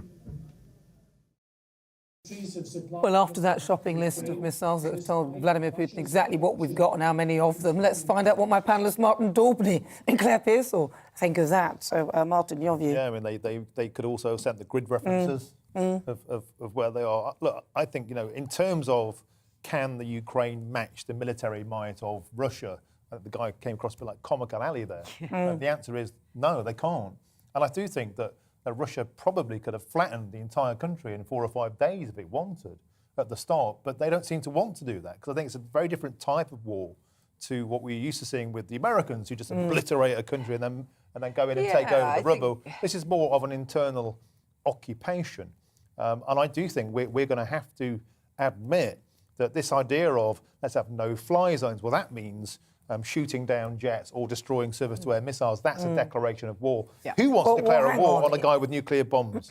Well, isn't declaring war when you say that our nuclear weapons are on high alert and you start to tell all those outside the zone that I will nuke you if you dare do anything? I mean, that's already a declaration of war, so I don't really see... Well, we're already there, aren't we? Yeah, I mean, but I do think that that's a little bit, sort of my dad's bigger than your dad type of conversation to have. And I think, you can put that to one side. But I do think Martin's right, that the Russian forces could have taken Kiev if it really wanted to. What it is doing is now just sort of working its way round to encircle the area that it wants. And I think that we mustn't underestimate Putin's army and his tactical skills. Whatever we think of the man, which is not highly, let me put that there, he isn't stupid. Well, no, he certainly isn't stupid. Tactically, he is. Well, we seem a bit stupid, don't we? I mean, look at us. He is way even ahead telling, of us. as much as I like to see the list of munitions and know that the Ukrainians are being supplied with them, I don't need an exact shopping list of what they are. Absolutely. And I just think that people talk about this freedom of speech as if it means freedom of speech. Oh, I'm over here, I'm over there, I've gone behind there, I'll be there for 10 seconds, That's just stupidity. But there's freedom of speech and there's protecting the lives of the people that are out there. And I think that this kind of information doesn't need to be broadcast around the world for everybody to pick over. Now, surely the chiefs of staff of the defence staff should know these things, and the people on the ground should. But us, no, absolutely no. And I think it should be absolutely that. Well, listen, on today's show, we've been asking, is the NHS fit for purpose? And according to our Twitter poll, well, it stayed the same. 90% of you say no, it's not fit for purpose, and only just 10% of you have said yes, you think it is. Well, I've got to say it's been fabulous as ever. Thank you so much to my panel, Martin Daubney. Thank you very much for joining me. Thank you. And also to you, Claire Pearsall. Thank you very much. And also a big thank you to you at home for watching. You can also catch up with the show on the GB News app or even follow the show on YouTube. I'll see you tomorrow at the same time at 4 o'clock. Take care of yourselves. Up next, it's Jubes & Co. Enjoy your evening. Hi, I'm Mark with your latest forecast. It's looking like a rather changeable weekend of weather across the UK with showers or longer spells of rain. There will be some sunshine in between, but it will often be rather windy, particularly on Saturday. So we look at the pressure pattern then for Friday. You can see some fairly tightly packed isobars, so it's been quite a windy day today too. And this cold front has brought some heavier, persistent rain across many areas through the day. It's continued to track its way northwards, so quite a wet picture through the evening across much of Scotland, eastern parts of England, with all that rain continuing to track its way northwards. Behind it, still a lot of cloud around, showery outbreaks of rain. Some of that could be on the heavy side, but those winds gradually easing as we head through the night. So we could see 1 or 2 fog patches across parts